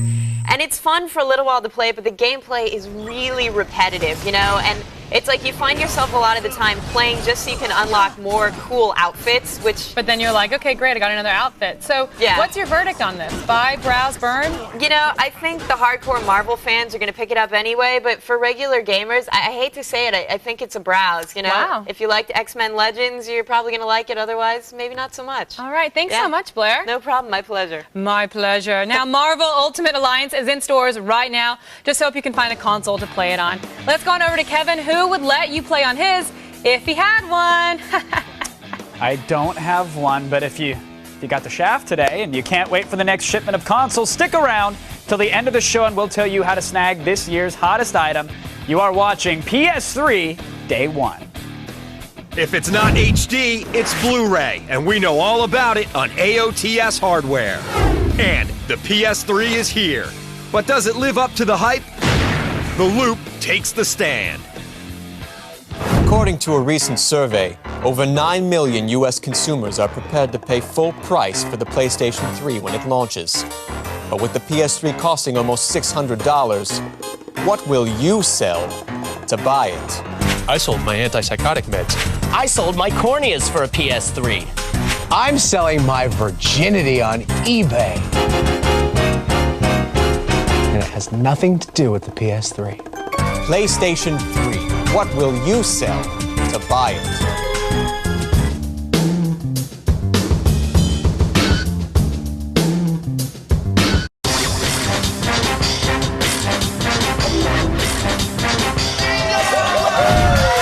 Welcome back to Attack of the Show's live coverage of PS3 Day 1. It's basically our Super Bowl without most of the gambling or binge drinking, except for that guy. Well, I go to a keg stand. Let's go over to Olivia. Now, one of the big selling points for the PS3 was the inclusion of the Blu-ray drive. This high-def player packs more power and memory than an HD DVD drive, but it's also caused Sony the most problems. Tech expert Will O'Neill is here to break it all down. It is time for AOTS Hardware.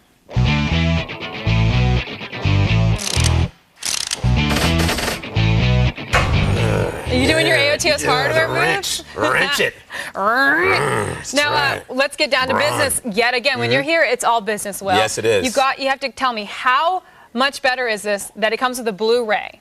It's a deal maker, right? It's a total deal maker. The great thing about this thing is it's not just the next generation of video games, but it's also the next gen in movies and TV. In addition to being a gaming console, the PS3 is basically a half-price Blu-ray player when you compare it to all other manufacturers, including Sony's standalone Blu-ray unit. It's backwards compatible, so it will recognize and play regular DVDs as well as music CDs. Also, while the device has an HDMI output, the system package only comes with component cables. Sony's considering the HDMI cables an accessory, so you have to pony up for them separately. What are the great features on this that makes it so much better than a regular DVD player? Because you can get DVD players and you can play your movies, you can get extra features, you can do all that stuff. Well, the great thing about Blu-ray, though, is that because they can pack so much data onto the actual disc themselves, like hardcore movie buffs, you know, like guys like Chris Gore are going to love the fact that they have all this content on it. And with these interactive menus, so like, you know, you're watching a movie. So when we're watching The Notebook together, or and when it's you're a watching Talladega Nights, which they actually ship the thing with. Dear baby Jesus, dear little Christmas baby Jesus, little 8-pound, 6-ounce Christmas baby Jesus. Exactly. So when you're watching your Blu-ray movies, and while the movie's going, they have these interactive menus that go that show while the movie's still playing. It's like pop-up video on VH1. Yes, exactly. But what if you don't want that? What if you just want to watch a nice romantic movie like Gone with the Wind? Why would I want to watch that? I don't know. I'm sorry. I'm sorry about that. I forgot I was talking to a boy for a second. Exactly. I heard that Sony has admitted to facing a lot of challenges with the incorporation of this on the first rollout of the units. Yeah. Well, the thing is, because the Blu-ray drives themselves are about $300, that's what sort of contributed to the fact that this device is so much more expensive than, let's say, the Xbox or the Wii. And also because it's a new drive, there were a lot of delays as far as like shipping them, so that may have also contributed to why the PS3 shipped when it actually did, as opposed to when they kept saying it was going to ship. I think if people are watching this now, I think it makes sense that this actually is a really great deal. So maybe tonight I'll bring this by your place with the Notebook on Blu-ray. We can watch, have a nice little romantic. Really? You'd watch the Notebook with no pop-ups? Yeah, like get some cheap Chardonnay. It'd be a good time. No pop-ups, see what I mean? See what I did there? Anyways, moving on for more Blu-ray, PS3 hardware, and of course, to get more on everything you could possibly want to know, check out G4TV.com/AOTS. And now, back to Kevin, who has been checking us out the entire time, making sure you don't make a move on me. You know what I mean? Kevin, don't be jealous. He's a jealous type. Hey, you stay seated on that couch, buddy boy. I know if you're watching this, you didn't get a PlayStation 3, and I didn't either. So let's just ride this out together. We're all friends here. There's more coming up on PS3 Day 1. The wait is over. The PS3s are here, and the verdict is in. Water in the court. Take your seats. The Honorable Loop is now presiding.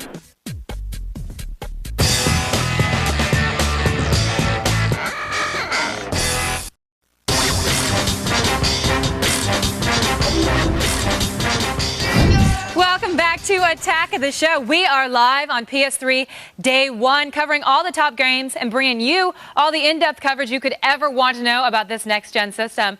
Earlier in the show, we asked you, is this PS3 worth taking a bullet for?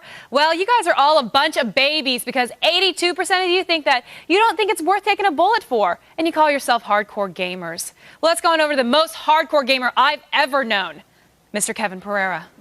All right. We know the PlayStation 3 is out. Everyone wants one for that next-gen gaming experience, but it seems like most people want to make a little scratch off eBay instead of actually picking up the 6-axis and monkeying around. Now, was all that chaos really worth it? Am I going to get jumped tomorrow when I wait in line for the Wii? Lions and tigers and PlayStation 3s, oh my! It's The Loop.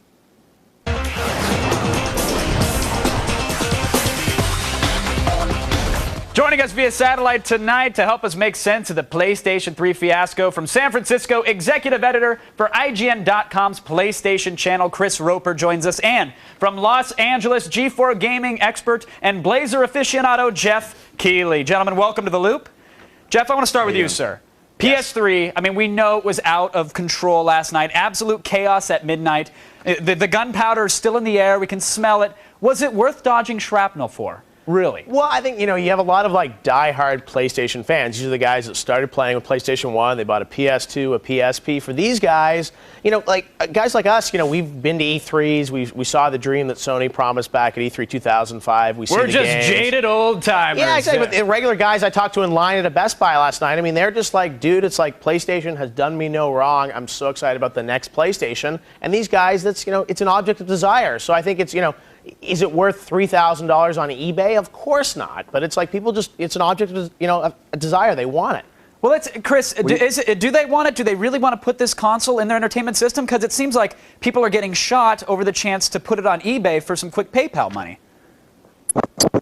Is a lot of these people have been holding out, and they didn't pick up an Xbox 360 last year. So this is their first step into next-gen gaming. And so, you know, for them to stand in line for 2 days, you know, they've been waiting 365 for it. So that's not really much of a challenge for them, raining or not. So But Jeff, they're ready. We've seen the prices on eBay. These things are going on average now, probably about $3,000 a pop. Are they just buying? Is it the super wealthy who are Sony fans? Are they just that impatient, or are some people like desperate for some sort of compensation? Well, yeah, I mean, there's part of that, right? I mean, you look at the lines. I think a lot of them are people just, profiteers who are just sort of looking to line up and turn them on eBay. I think the prices may actually go up even more in December because it gets closer and closer to Christmas. Parents are going to want to buy this for the kids, and the real question is, no one really knows how many Sony had last night out there. Is it 150,000? Was it 400,000? No one knows, and over the next couple of weeks, are they going to be replenishing the channel or not? Right. So it's, I think what's interesting to me is a lot of people that are buying it, I think, have never really seen a PS3 up close. I've heard some people that are pretty disappointed when they take it home, and other people that are just blown away by it. So it'll be really interesting in the next couple of weeks to see what sort of, the post-mortem is on whether people think is it worth the money. Yeah, Chris, we can yak on and on about all the launch titles and whether or not there are any 8 or 9 out of 10 games there. But if someone spends $3,000 on this console, brings it home, unpacks it, and doesn't get quite the gaming experience they thought they would, are they going to be turned off of the PlayStation brand for life? Well, I mean, it's possible. I mean, a lot of the big games are coming out in the next 6 months or so. And so Sony has a lot of time to win them back. But, I think people at least are going to be, fairly happy with the machine, even if they're a little bit disappointed from what they expected. But, I mean, it's a quality piece of hardware, and Sony's got a lot of going for it in the future. So. Well, I think a lot of people like with PS3. To me, it's like I remember back Xbox 360 last year. Everyone was talking about the launch lineup was not that great, and was the system really worth it? And it's amazing. A year later, now everyone's talking about all these great games and Gears of War, and one game can turn around a system. Sure. So people buy a PlayStation. I think they know they're going to get Metal Gear Solid 4. They're going to get these other big games down the road. But granted, Jeff, the 360 didn't release against anything next gen. So looking at the PlayStation 3 coming out now, how does it compare to what the 360 is offering now, or the potential Wii offering? Well, that's the challenge. I think PS3 probably actually has a better launch lineup than the PS2 did with Fantavision, SSX, and stuff like that. But as you correctly point out, there was no one else in the market. Now Sony's coming out against 360 with an amazing slate of games. Gears of War, obviously one of the best games of the year. Rainbow Six Vegas, I've just been playing. I love that. I mean, a lot so of does the stuff. console pale in comparison, or is it a pretty good absolutely. I offering think right now? today, if you need to decide right now which system has the better games right now, obviously there's a bigger,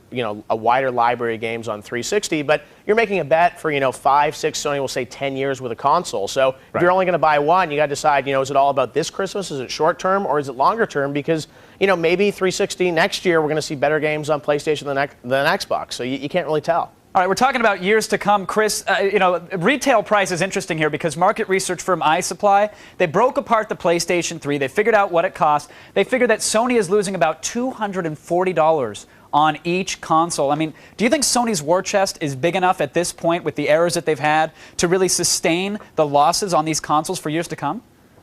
Well, probably, but you also have to remember that it's not just the computer entertainment division of Sony that's relying on the PS3 success. It's also like their entire entertainment division because, Blu-ray is a huge thing for them, and they want to get 100 million units or whatever into people's homes, so you have the Blu-ray there.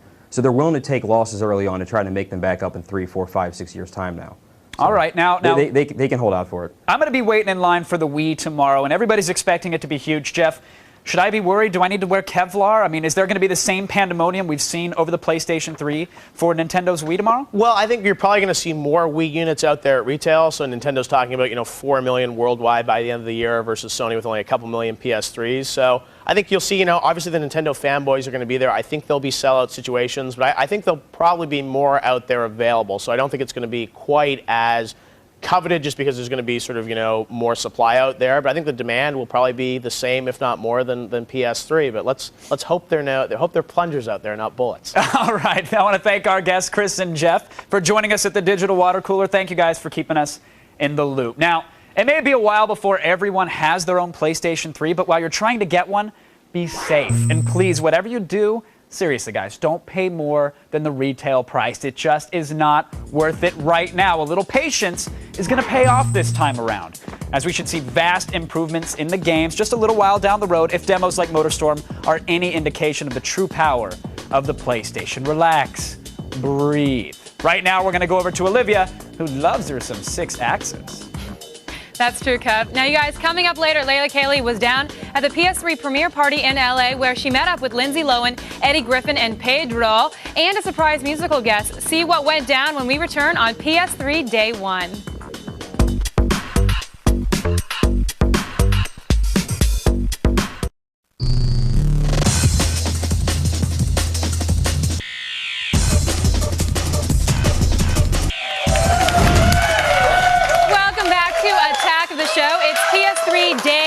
Uno, and we are coming to you with all the live coverage, all the news, and all the tears. While I got to get some tissues, I'm going to go over to Kevin and Layla Kaylee. You're back. That's a good Thanks, move. Olivia. Don't cry. Don't cry. Yeah, I was doing some dance moves. Kevin was teaching me how to dance. We'll get there. We'll get there. All right. All right. Sony had a huge Hollywood premiere for the PlayStation 3. Yes, they did. And just like you'd expect for a big movie, Layla, you were there? I was there. Was it nuts? It was good, man. It was a lot crazier than I expected. A lot of people came out, and there was a surprise musical guest. You want to see who it was? I would love to. Let's check it out. The stars are coming out tonight in Beverly Hills to celebrate the latest edition in next-generation gaming. Get ready to say hello to the PS3. So what are you looking forward to tonight? I'm looking forward to see the rollout of supposedly the best gaming apparatus that's come on the market in the last, 17,000 years. I like anything I can compete against. I used to, when I was a kid, I used to like the Super Mario action, the adventure. A lot of people don't know this, but are you a big gamer yourself? Do you play any game? My brothers are obsessed with it. Well, so maybe we can I'm get you here a for my game. 10-year-old brother or my 19-year-old brother. Are they gonna give you one? Oh, they better. If not, I'll rob them, yo. Rob them, punk. I don't know any of the new games. I haven't heard anything. But if there's is there a scary one? Inside, there's food, drink, and fun with lots of PS3 set up for everyone's enjoyment. Celebs may have taken the night off to try some of the PS3's titles firsthand, but that's not the only thing they're here to see. And I heard someone's performing tonight. Can you tell us what you know about that? Well, I know exactly who it is, but I don't think I'm supposed to give it away. No, I know. Why don't you I'm give gonna just it give away? a hint, Diddy.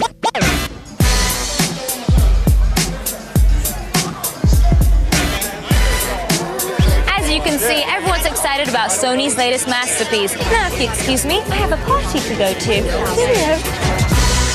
Oh, wait. So you got to go and hang out and party? Yeah, and have I a good got night? to. You know me, I'm not a big party fan, but I was excited. I went to see the PS3 and check it out. And the gift bag was like a giant duffel bag. They gave out 3 PlayStation 3s to each person there. Yeah, I tried to smuggle some, but they weren't having any of my ghetto, give me some freebies. Were people expecting a free console? Because it didn't happen, a lot of people got it. I was mad that Lindsay Lohan got one because she didn't appreciate it at all, but hey, that's how the world works. I think she just sold it on eBay. And Probably. I bought it now, so we're good. Excellent report, Layla. I'm glad you had a good time. Thank you, All right, right now let's go over to my favorite party girl. Woo! It's Olivia Munn! What's this, Kevin? What's that supposed to mean? Those are happy fingers. I love you so much, Pereira. Still coming up, if you came up SOL today, hey, it's not the end of the world. You still might have some options. When we come back, we will tell you what to do if you want to get the hottest item around. We're it on TV's only source for all the stuff you care about. Let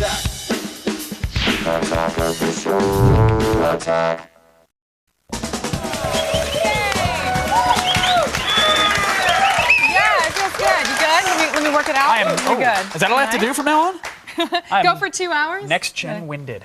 Yeah, Sting can go for how many? Sting can do go for 12 hours. Jim Carrey 15. He's a marathon gamer.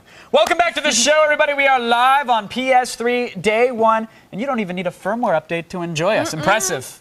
It's very impressive. You guys, we are almost done here, but not quite. We still have some burning questions. Let's go on over to the army of monitor heads.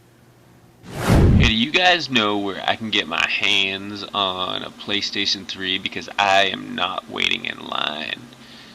Great question. It's a really good question. A lot of people have it. Okay.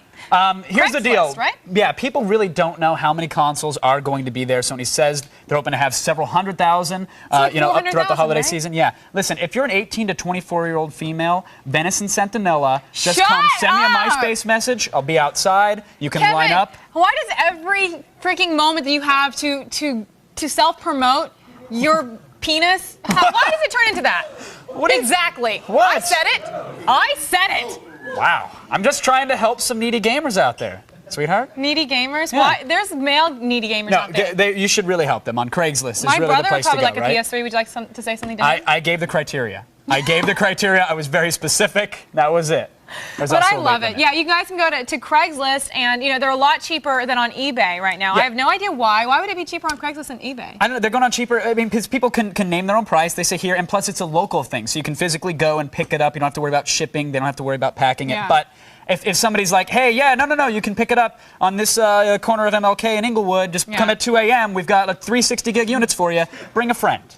Bring a friend. Bring a friend. Now, I have to say, I do feel kind of bad now that I called you out on your little self-promotion for your for your guy down there because you know what? You're on TV and you're good looking and you're young and you're rich and you should be doing that. And I still need to use a next-gen console to get some. That's how sad it is. It doesn't matter. But you know what? If that's what you need to do, why should I bring you down, Pereira? I'm sorry. Right. That's okay. Are you hurting for a blue right now? No, I'm gonna go round up some girls. Hey, girls, anybody want to? No? Okay, no takers. Let's just... My bad. Okay, now for all the things you guys saw today and more, go to G4TV.com/AOTS. If you think we've got you covered, we covered it all in the last 2 hours. No, we didn't. I'm mistaken. So are you folks, if you thought the same. Coming up next, G4 is bringing another full hour of shows devoted to today's PlayStation 3 launch. Up next on Xplay, Adam and Morgan are going to bring you the first ever reviews for all of the highly anticipated games. They'll be covering Resistance: Fall of Man, which apparently Adam is a huge fan of, 5 out of 5 stars, and Genji.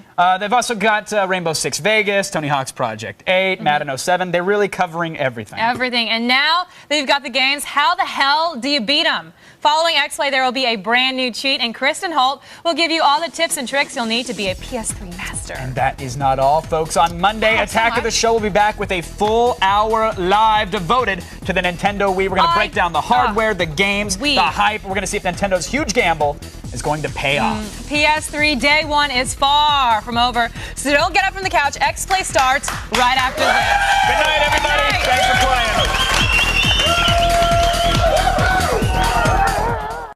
Today on Xplay. The PS3 is finally out, and we've got the first reviews. Resistance: Fall of Man, Untold Legends, and Genji: Days of the Blade. Taste the excitement, it's game time.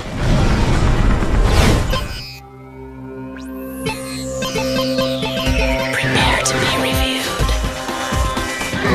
Adam Sessler. Morgan Webb.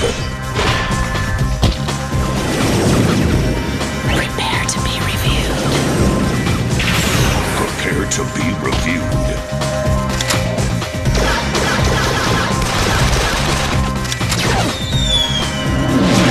This is Xplay. Hello and welcome to Xplay. Not just Xplay, but special PlayStation 3 launch Xplay. Today, a console was launched and takes its first gentle steps towards destiny. You know, being replaced by another, better, faster console in 5 years. After over a year of hype, previews, and officially having to withhold judgment until games were reviewable, we, at long last, have come to the point where we can take off the gloves and tell you what we really think of the first games out for the PS3. And Sony tells us this is next gen, so we're judging it like the next gen. There's no more going soft on a game just because we're romanced by how many graphics processors the hardware has. Our first set of games includes some of the most august lineages in gaming, like Madden NFL 07 from the venerable workhorse franchise of sports games, and we've got Gundam Crossfire from the not-so-venerable Mech Suit franchise. Later in the show, Resistance: Fall of Man, the new shooter from the makers of Ratchet & Clank. We begin with the fantasy hack and slash that shows us just what the PS3 can do when it comes to kimono rendering. Here's a review of Genji: Days of the Blade. Ah, Genji, about time you showed up. Let's have a look at you. Fearless feudal figures flying through time and space, dispatching hordes of evil. Okay. Beautifully rendered environment shimmering with PS3 energy. Got it. Incredibly sluggish gameplay and a camera that acts like a drunk uncle falling down the basement stairs. We were led to believe the next-gen gaming would be one to rival the great epochs of Japanese history. Genji: Days of the Blade for the PS3 picks up where the title's Dawn of the Samurai dropped us off. A first glimpse reveals the cell's processing power, magic dust, and flickering flame, fake promises that the game's mechanics just can't keep. You'll develop a posse early on to deal death to the eternally wicked Heishi clan, who's trying to squeeze a dark apogee of evil out of this pulsing mystical orifice here. Benki swings what looks like a column torn out of Hearst Castle. He's a nice foil to Yoshitsune when strength's an issue. But overall, old Yosh is the best all-around choice as he has the fiercest fury. Other characters bring a nice spatial dynamic to gameplay, but also bring particular weaknesses. New directions and abilities are on display, but bring focus to a major flaw in the title. Where am I? The camera in the game is awful. Too many times the title's view is not what the character should be seeing. This flaw was so bad that you had to look at the tiny overhead map to figure out where you were going. Come on, somebody get Next Gen some glasses. And another thing. Why do these seemingly spry, well-conditioned disciples of androgyny move like a mint julep made of molten lead? Get up! Get up! Special moves, once triggered, took too long to resolve, so you can reset and face a foe from a different angle. Maybe that's why so many of them are spin moves. Here's one. When you pull off enough special moves on the field of bravura, you'll be able to take the fight to an alternate world, where you can deliver more damage in a Stardust bullet time ballroom. Careful though, your enemies can make you their date too. There's a million trinkets and ways to level up and increase weapon strength. At times though, you'll confront obstacles you didn't know your character could accomplish. Hey, do you guys know I could do that? No, I had no idea. Me neither. The game is pretty and the characters do have some highly visual combat styles. We just expected them to be better balanced with the rest of the game. In terms of a PS3 launch title, let's just say we'd rather be dry humping a large mammal in the back of a Yaris than playing it. A 2 out of 5. Genji's story is based on the Genji period of Japanese history. Well, we're not exactly sure how, but can you really blame us? Because who knows anything about Japanese history? There were some samurai, they periodically killed themselves, a rat learned judo, and they invented a religion that sanctifies small trees and fat guys wrestling. Then we nuked them. That's what they turned into a real country. To see what the PS3 can do with a hack and slash that's not bound up with a complex storyline like the vast pageant of Japanese history, here's our review of Untold Legends. Behold the gestation of a new generation of gaming. Sony suggests that you don't gaze directly at the future. You might want to poke a hole through a shoebox for safer viewing. Untold Legends Dark Kingdom takes this mindless masher to the next generation of gaming and into dark forests and dark caves and dark graveyards. By now you should know why this is the Dark Kingdom, because it doesn't look good in the light. Choose from the generic warrior, a mage without a lock on, and a scout. What, is she looking for a shirt to go with that sports bra? As the story goes, your employer, the king, is actually an evil dictator transforming peasants into monsters. As you can tell by these cutscenes, he's saving a lot by using still images and really blowing it out on all the flame transitions.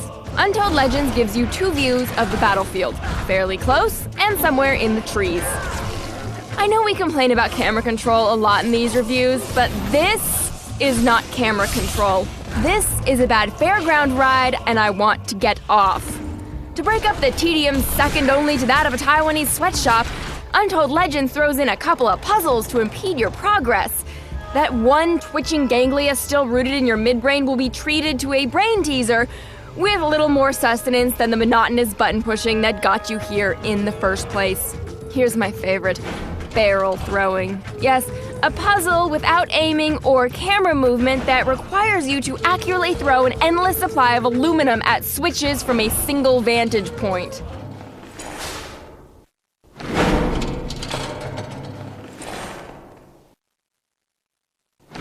Okay, enough of this. What's great about Untold? The capes. Just check out that detail. She looks like a shiny block of cheese, but that cape is fabulous. Untold Legends makes for a great fabric simulator. X lets you attack. Barrels explode when you hit them. There is a sewer level. If you wanted more, you would have bought a different game. That's why we're giving Untold Legends for the PS3 2 exploding barrels out of 5. Some legends are better left untold. I know it's an old joke, but when you come up with new mechanics, we'll come up with new material. Ouch! Being brutally honest, game critics isn't always fun. You know, we do wish we were stupid. We wish we were naive enough to act like these games are great and believe it. But we're not. It's not like we want these games to be bad. No. We've been looking forward to the PS3 for years now, and to be disappointed like this, it's kind of harsh. But you know what? There is one glorious exception later in the show, so stick around because you need this to keep your faith in games. Up next, Gundam Crossfire. And later, Resistance, Fall of Man on Xplay.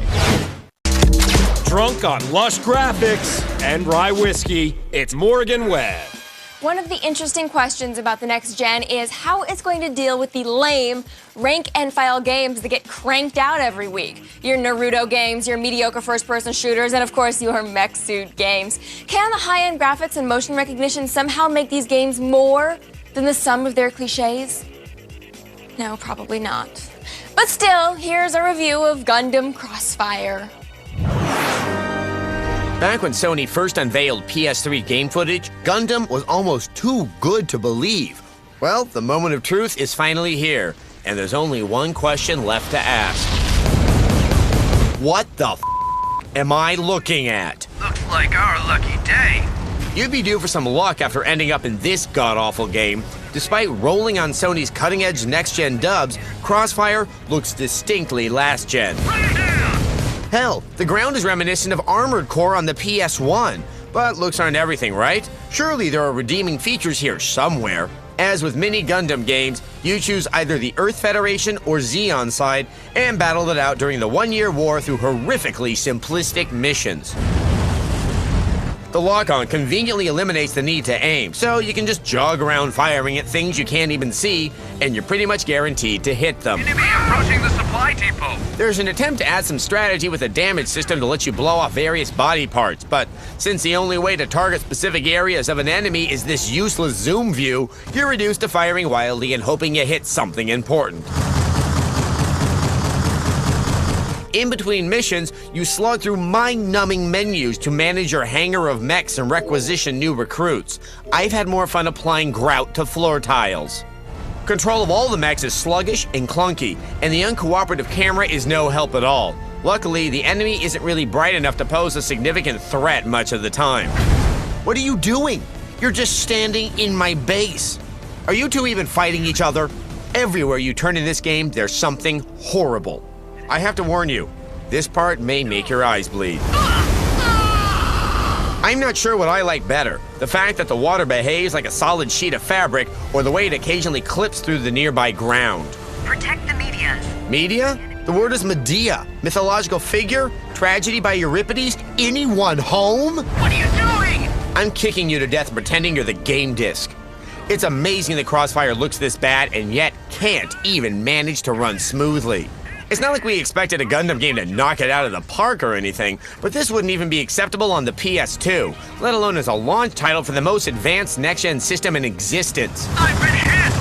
It's over! Mobile Suit Gundam Crossfire gets a 1 out of 5 for being shovelware of the highest order, and if you buy it, you're part of the problem. Unfortunately, we've lost. Critical.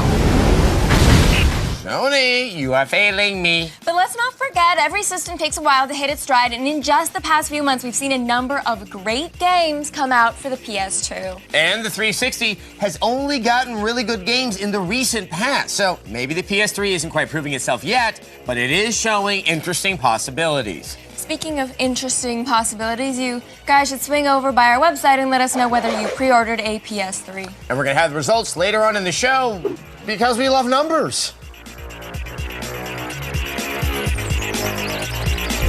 In a moment, Madden 07. Great interception! And later, Resistance, Fall of Man on Xplay.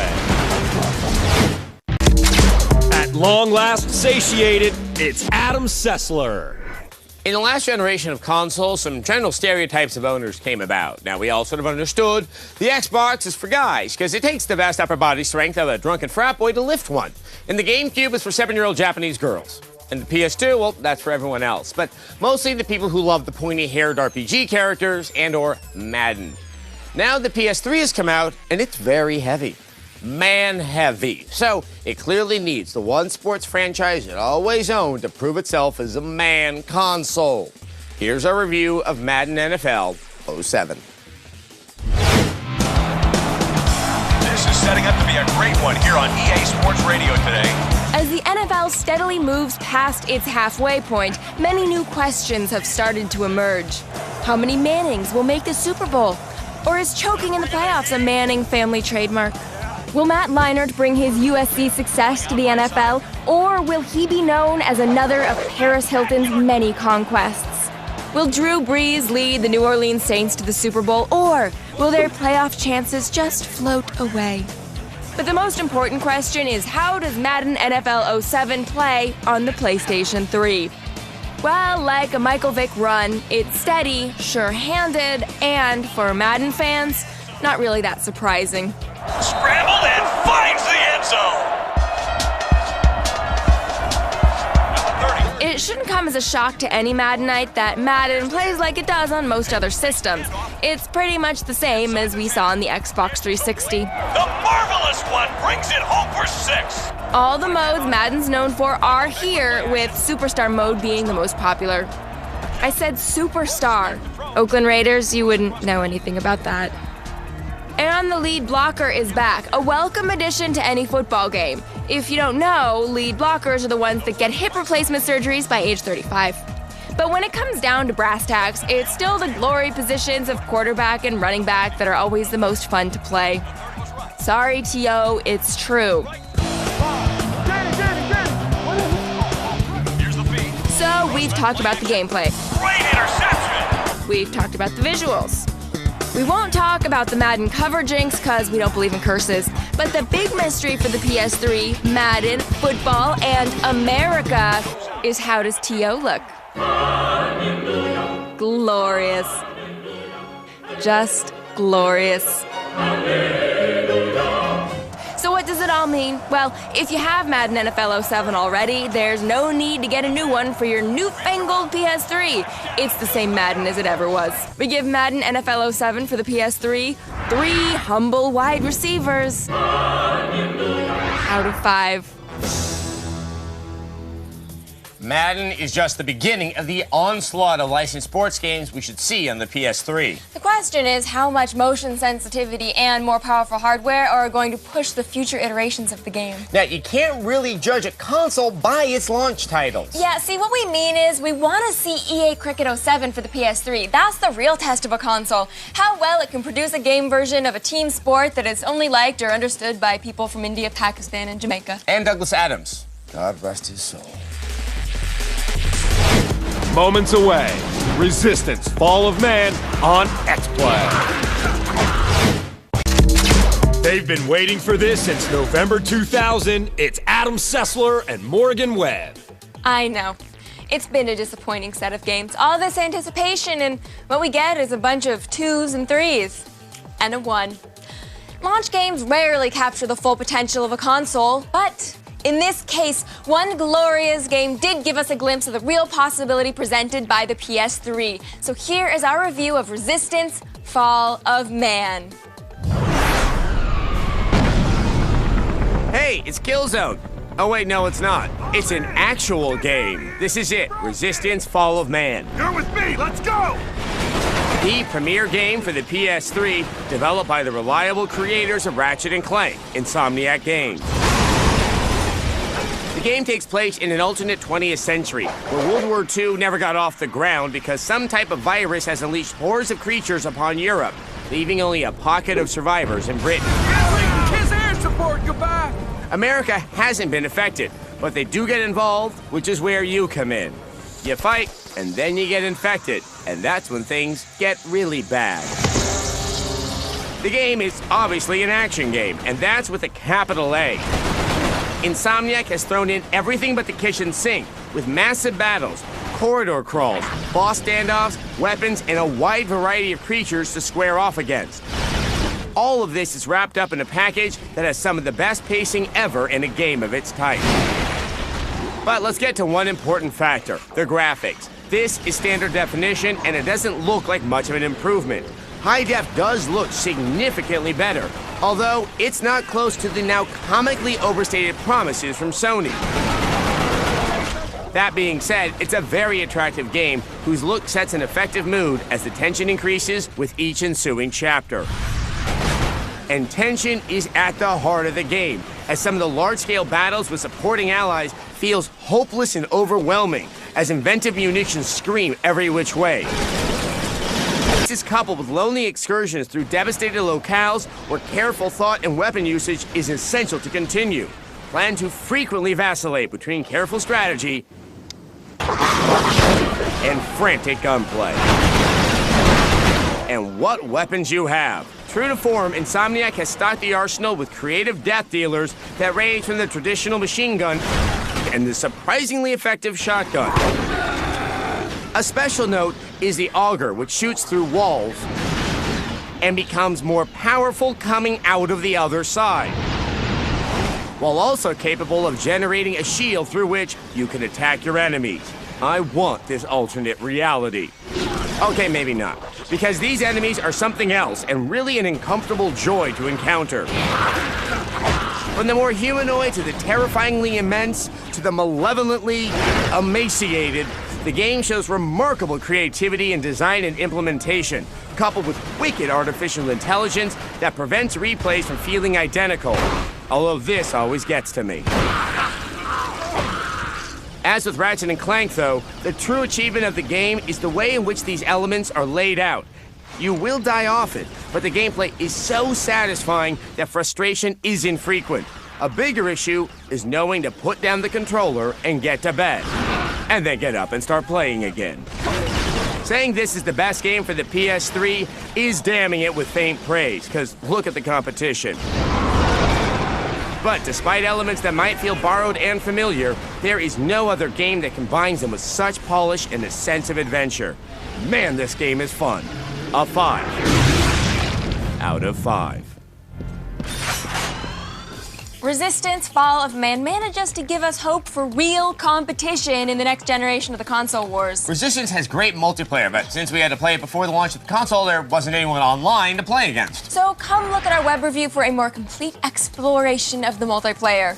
And now, here's an Xplay replay. Genji Days at the Blade got a 2 out of 5 because the camera is terrible. Untold Legends got a 2 out of 5 because it doesn't look like an next-gen game. Mobile Suit Gundam Crossfire got a 1 out of 5 because it's the worst piece of crap I've seen all year. Madden NFL 07 is getting a 3 out of 5 because that's what we gave the 360 version, and it's basically the same thing. And Resistance Fall of Man got a 5 out of 5 because it's a heaping whopping hunk of fun.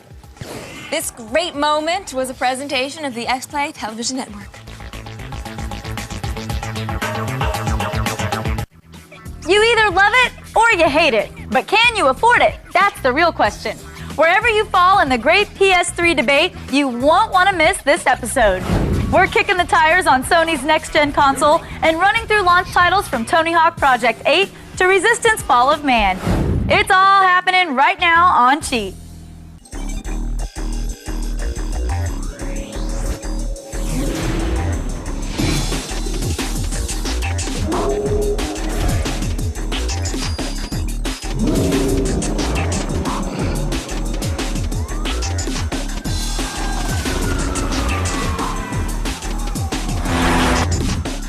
Welcome to Cheat, where games are made to be cracked and fun is serious business.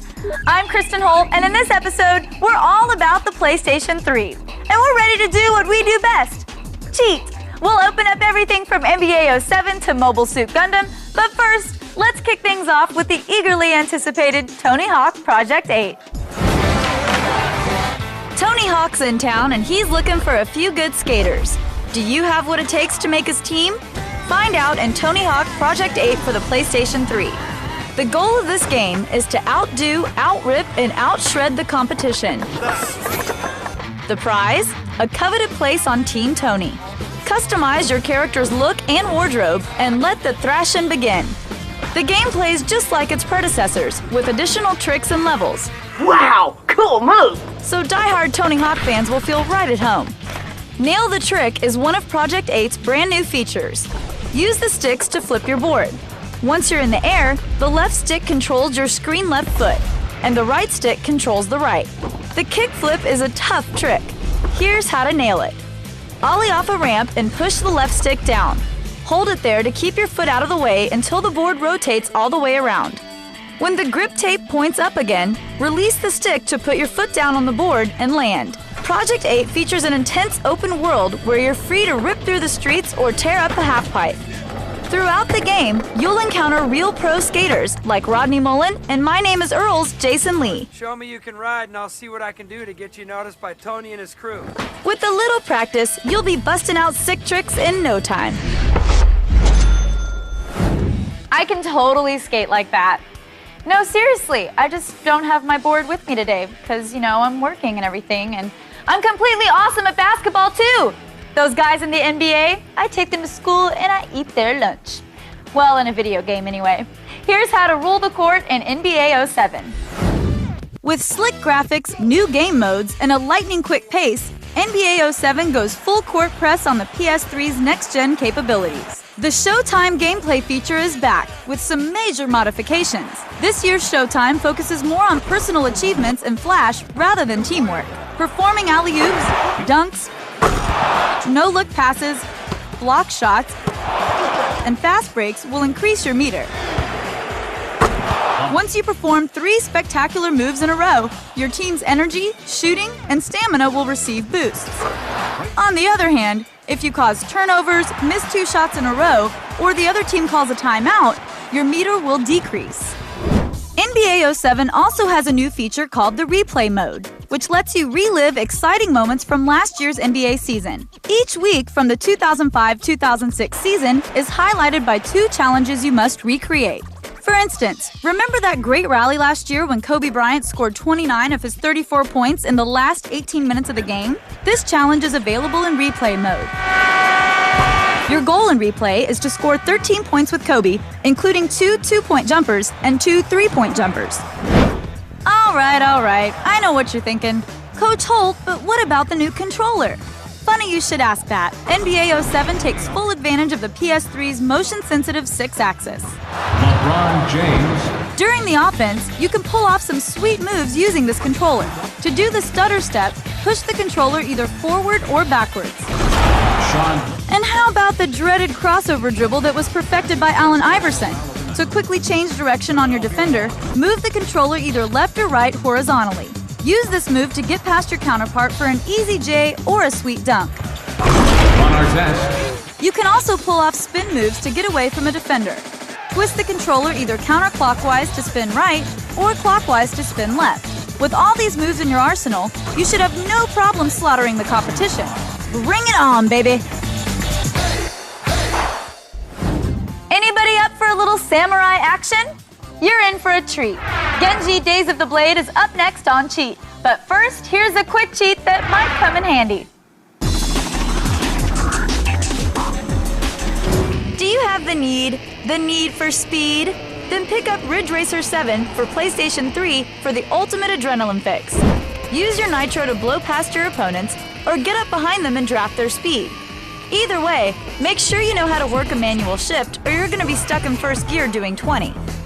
Using the controller, steer the car, and by jolting it towards you, you can drop the hammer and shift the car into higher gears. Now all you have to do is learn how to use the horn.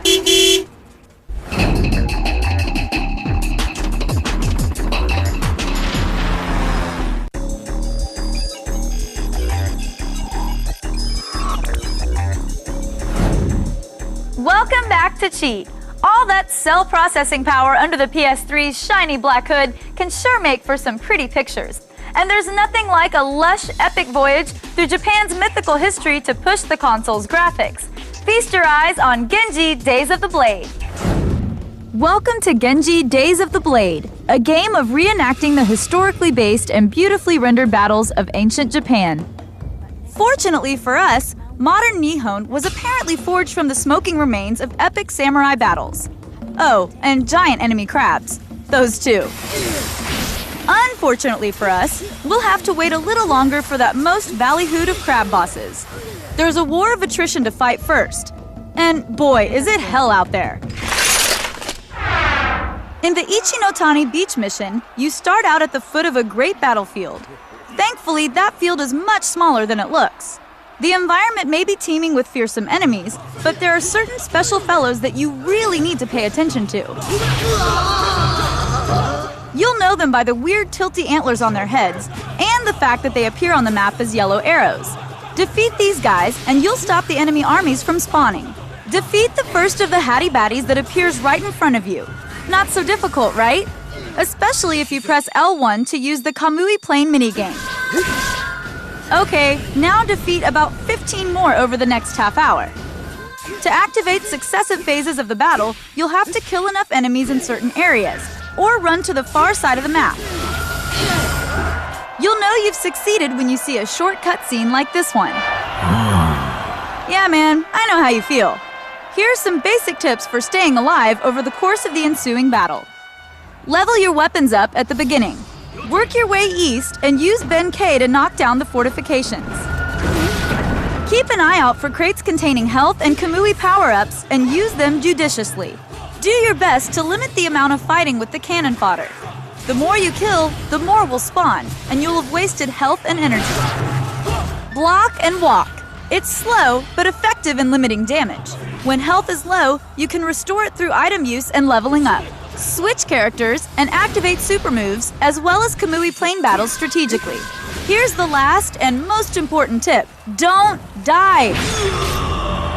Keep an eye on your health, because if you bite the dust, it's back to the beginning of Operation Krabby Freedom for you. And believe me, it's not a war you want to fight twice. So kill, kill, kill until you think the battle couldn't possibly last any longer, and you might rather just die and never see the fabled Crab King of yore. Then, and only then, will he show his mighty face. Ben K will be your man for this battle. Why flip the crab over when you can just whack his face off? A few melee moves from Ben K's club will crack the claws right off that sucker. Use the Kamui Plane minigame to further weaken his armor. A few more well-timed bludgeoning moves, and Krabby McCrabster will be in dire need of some Joan Rivers-style facial reconstruction. It's time to strike his weak spot for some massive damage, people. Poke him in the kisser and he'll drop. From his ruined body, you reap exciting new weapons and a delicious banquet of crab legs. Now, if only someone would just pass the base seasoning and butter. Now you can take Cheat with you anywhere you go. Just visit G4TV.com/podcast for clips of this and your other favorite G4 shows. We have plenty more PS3 games to show you, including Madden and Mobile Suit Gundam. But first, here's another handy quick cheat. War is hell. And in Call of Duty 3 for PlayStation 3, you experience that hell, fighting the Nazis through occupied Europe. Nice work, boys.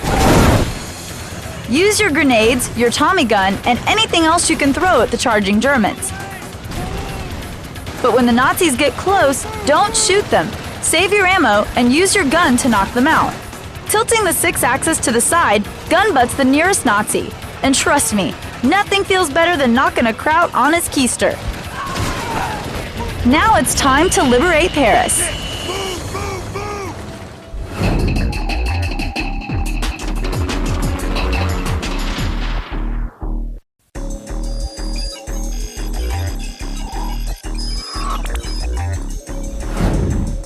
Welcome back to Cheat's All PS3 Blowout. If you thought Madden 06 was intense on your old console, wait till you see what it looks like on the PS3.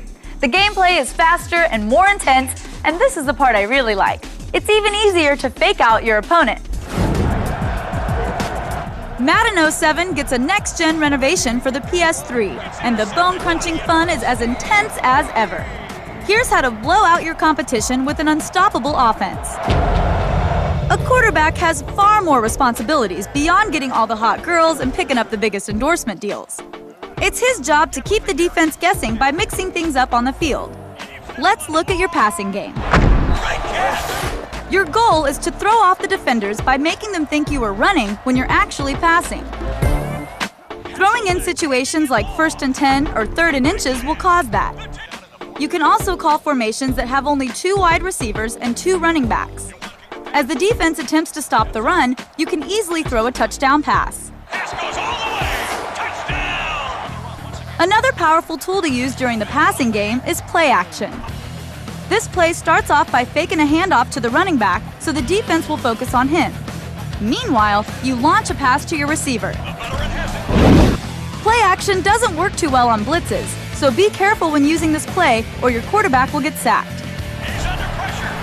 When choosing a target to complete a pass, look for mismatches on the field. Match up your best receiver against the weakest defenders and watch them dart through for a touchdown. Avoid throwing the ball to the receiver if there's multiple coverage. It's a recipe for an interception, and we're not trying to be Drew Bledsoe. Don't forget about precision passing, which is done with the right analog stick. To lead your players, simply move the stick right or left. Move the right analog up to throw the ball high, or avoid interceptions by throwing low. You can also lob the ball by tapping one of the pass buttons. Lobbing works best when throwing the pigskin down the field. Throw bullet passes for hook routes by holding down any of the pass buttons.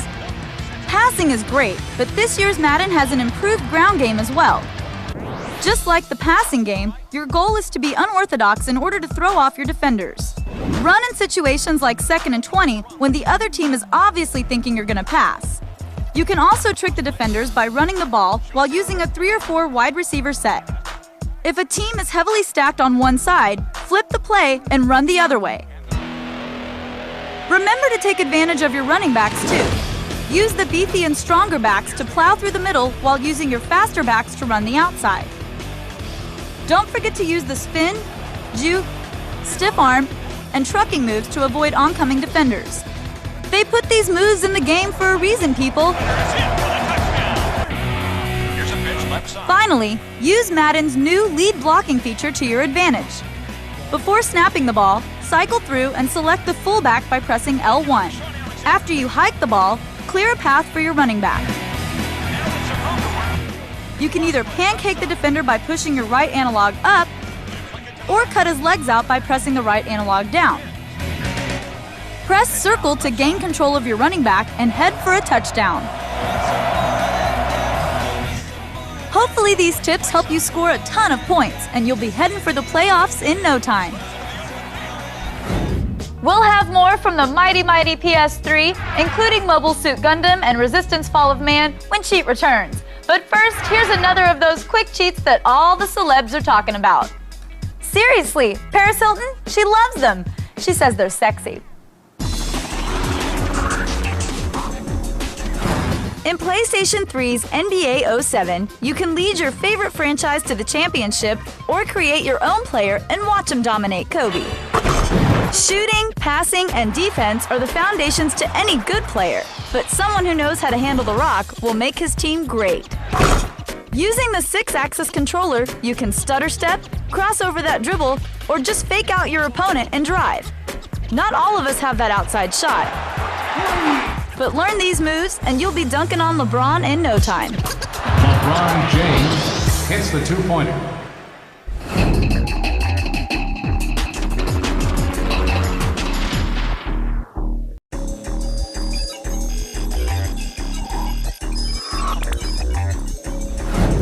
Welcome back to Cheat's PS3-apalooza.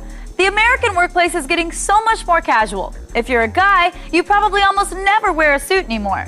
But if you had a mobile suit with a cannon mounted on your head, oh hell yeah, you'd rock that. Mobile Suit Gundam Crossfire is equal parts action and strategy. The action's more fun, but the strategy elements are crucial. Knowing which mech advancements are beneficial can make a difference between life and an exploding mobile suit. Mission failed. First, pick up some extra pilots and mobile suits so you'll have some running mates. Hey, you gotta have friends. Enemy intrusion. Intercept immediately. If you're playing for the Xeon forces, your mobile suits will naturally be weaker compared to your enemies. Concentrate on upgrading your defense and weapon attributes. If you play a Federation hero, you'll start the game with good armor. So concentrate on improving your weapon stats for more ammo and attack stats for stronger weapons. The combat here is quick and deadly. Good reflexes just aren't enough. Here are the techniques you can count on in a pinch. Spot an enemy mobile suit from far away, start sniping away at their legs, and you'll literally bring the enemy to its knees. Caught in a close-range slugfest? Target lock your victim and strafe sideways with your handheld cannon. Unload your head-mounted Gatling gun at the same time to unleash twice the damage. Fly towards your target full throttle and bust out your beam saber. One quick thrust once you're in range will do the trick. Remember, when two heavily armed robo-warriors fight, there's only one real winner. And that's you, the gaming public. We owe you one. Imagine a world where World War II never took place, neither did the Great Depression, and Russia never had its communist revolution. That's the world of Resistance: Fall of Man, and it seems like a nice place to live. At least until the chimeras show up. There goes the neighborhood! Welcome to the end of the world! It's the 1940s. The brutal chimera war machine has taken most of the world by force. You're an American soldier sent to aid the British against the chimera onslaught and defend humanity's last line of defense. Welcome to Resistance: Fall of Man. There's one requirement in the Battle of Manchester: survive, and we're here to help you do just that. The first thing to remember is to keep moving and keep shooting. This, above all else, will help you stay alive. This map is full of walls and barricades to hide behind, but don't count on those being effective all the time. We'll get to that later. The basic enemy infantry unit is the hybrid. Grenades are very effective against them, especially in large numbers. Remember, the more you kill, the more health they drop for you. So kill, kill, kill. The bullseye rifle can be very effective against enemies taking partial cover in the rubble. To use this gun, aim at your enemy and pull the L1 trigger. You'll shoot a homing tag, which will enable you to hit them no matter where you're aiming. If things get too quiet all of a sudden, beware. It's a sure sign that you're about to be swarmed by a horde of nasty spider-like creatures known as leapers. Try to keep your distance while you pick them off. Blast them with the carbine while you continually circle around, and don't let them get too close or you'll regret it. Take care when you're attacked by steelheads. They use a special rifle called an auger, which can pass through surfaces like barricades. Watch out! You'll know when you're about to get hit when bright white circles appear on the walls. Get out of the way quick. The more surfaces it passes through, the more powerful it gets. Once you kill the steelheads, pick up the auger and make them pay. As an added bonus, the auger also allows you to create an electromagnetic barricade that only you can shoot through. Enemy fire will be blocked for as long as the barricade lasts. When passing through alleys and meadows, beware of mines. There are two varieties: spike mines and concussion mines. Spike mines just need to be destroyed before they explode. The concussion mines, however, will detonate at different levels, so react accordingly. When you reach the final stage of Manchester, again, the key here is to simply stay alive. Grind your way through the enemy troops. The Chimera will drop reinforcements, so try to make short work of them and save your strength for what's coming next. Collect as much health and ammo as you can to prepare yourself for one of the Chimera's most formidable weapons, the Stalker. When engaging the Stalker in combat, try to stay moving. When not in motion, duck for cover as much as possible. If you continue to move, the Stalker's fire will most likely not catch up with you. The Stalker's only vulnerable area is directly behind its head. It will try to protect it by always facing you. Let your fellow soldiers distract it while you sweep around and tag it from the back with your bullseye. Now you can shoot it from any vantage point and still do damage. When you've done a significant amount of damage, the Stalker will begin a missile barrage. Take cover. When the barrage is over, hit it again with the auger from the front. Your fire will amplify through the Stalker's body and hit it where it counts. That's all for now. I hope you had fun exploring the newest games for the PS3. If you missed any of these tips, visit us on the web at G4TV.com/cheat, or you can write to us at cheat@G4TV.com. Until next time, I'm Kristen Holt, and you've been cheating.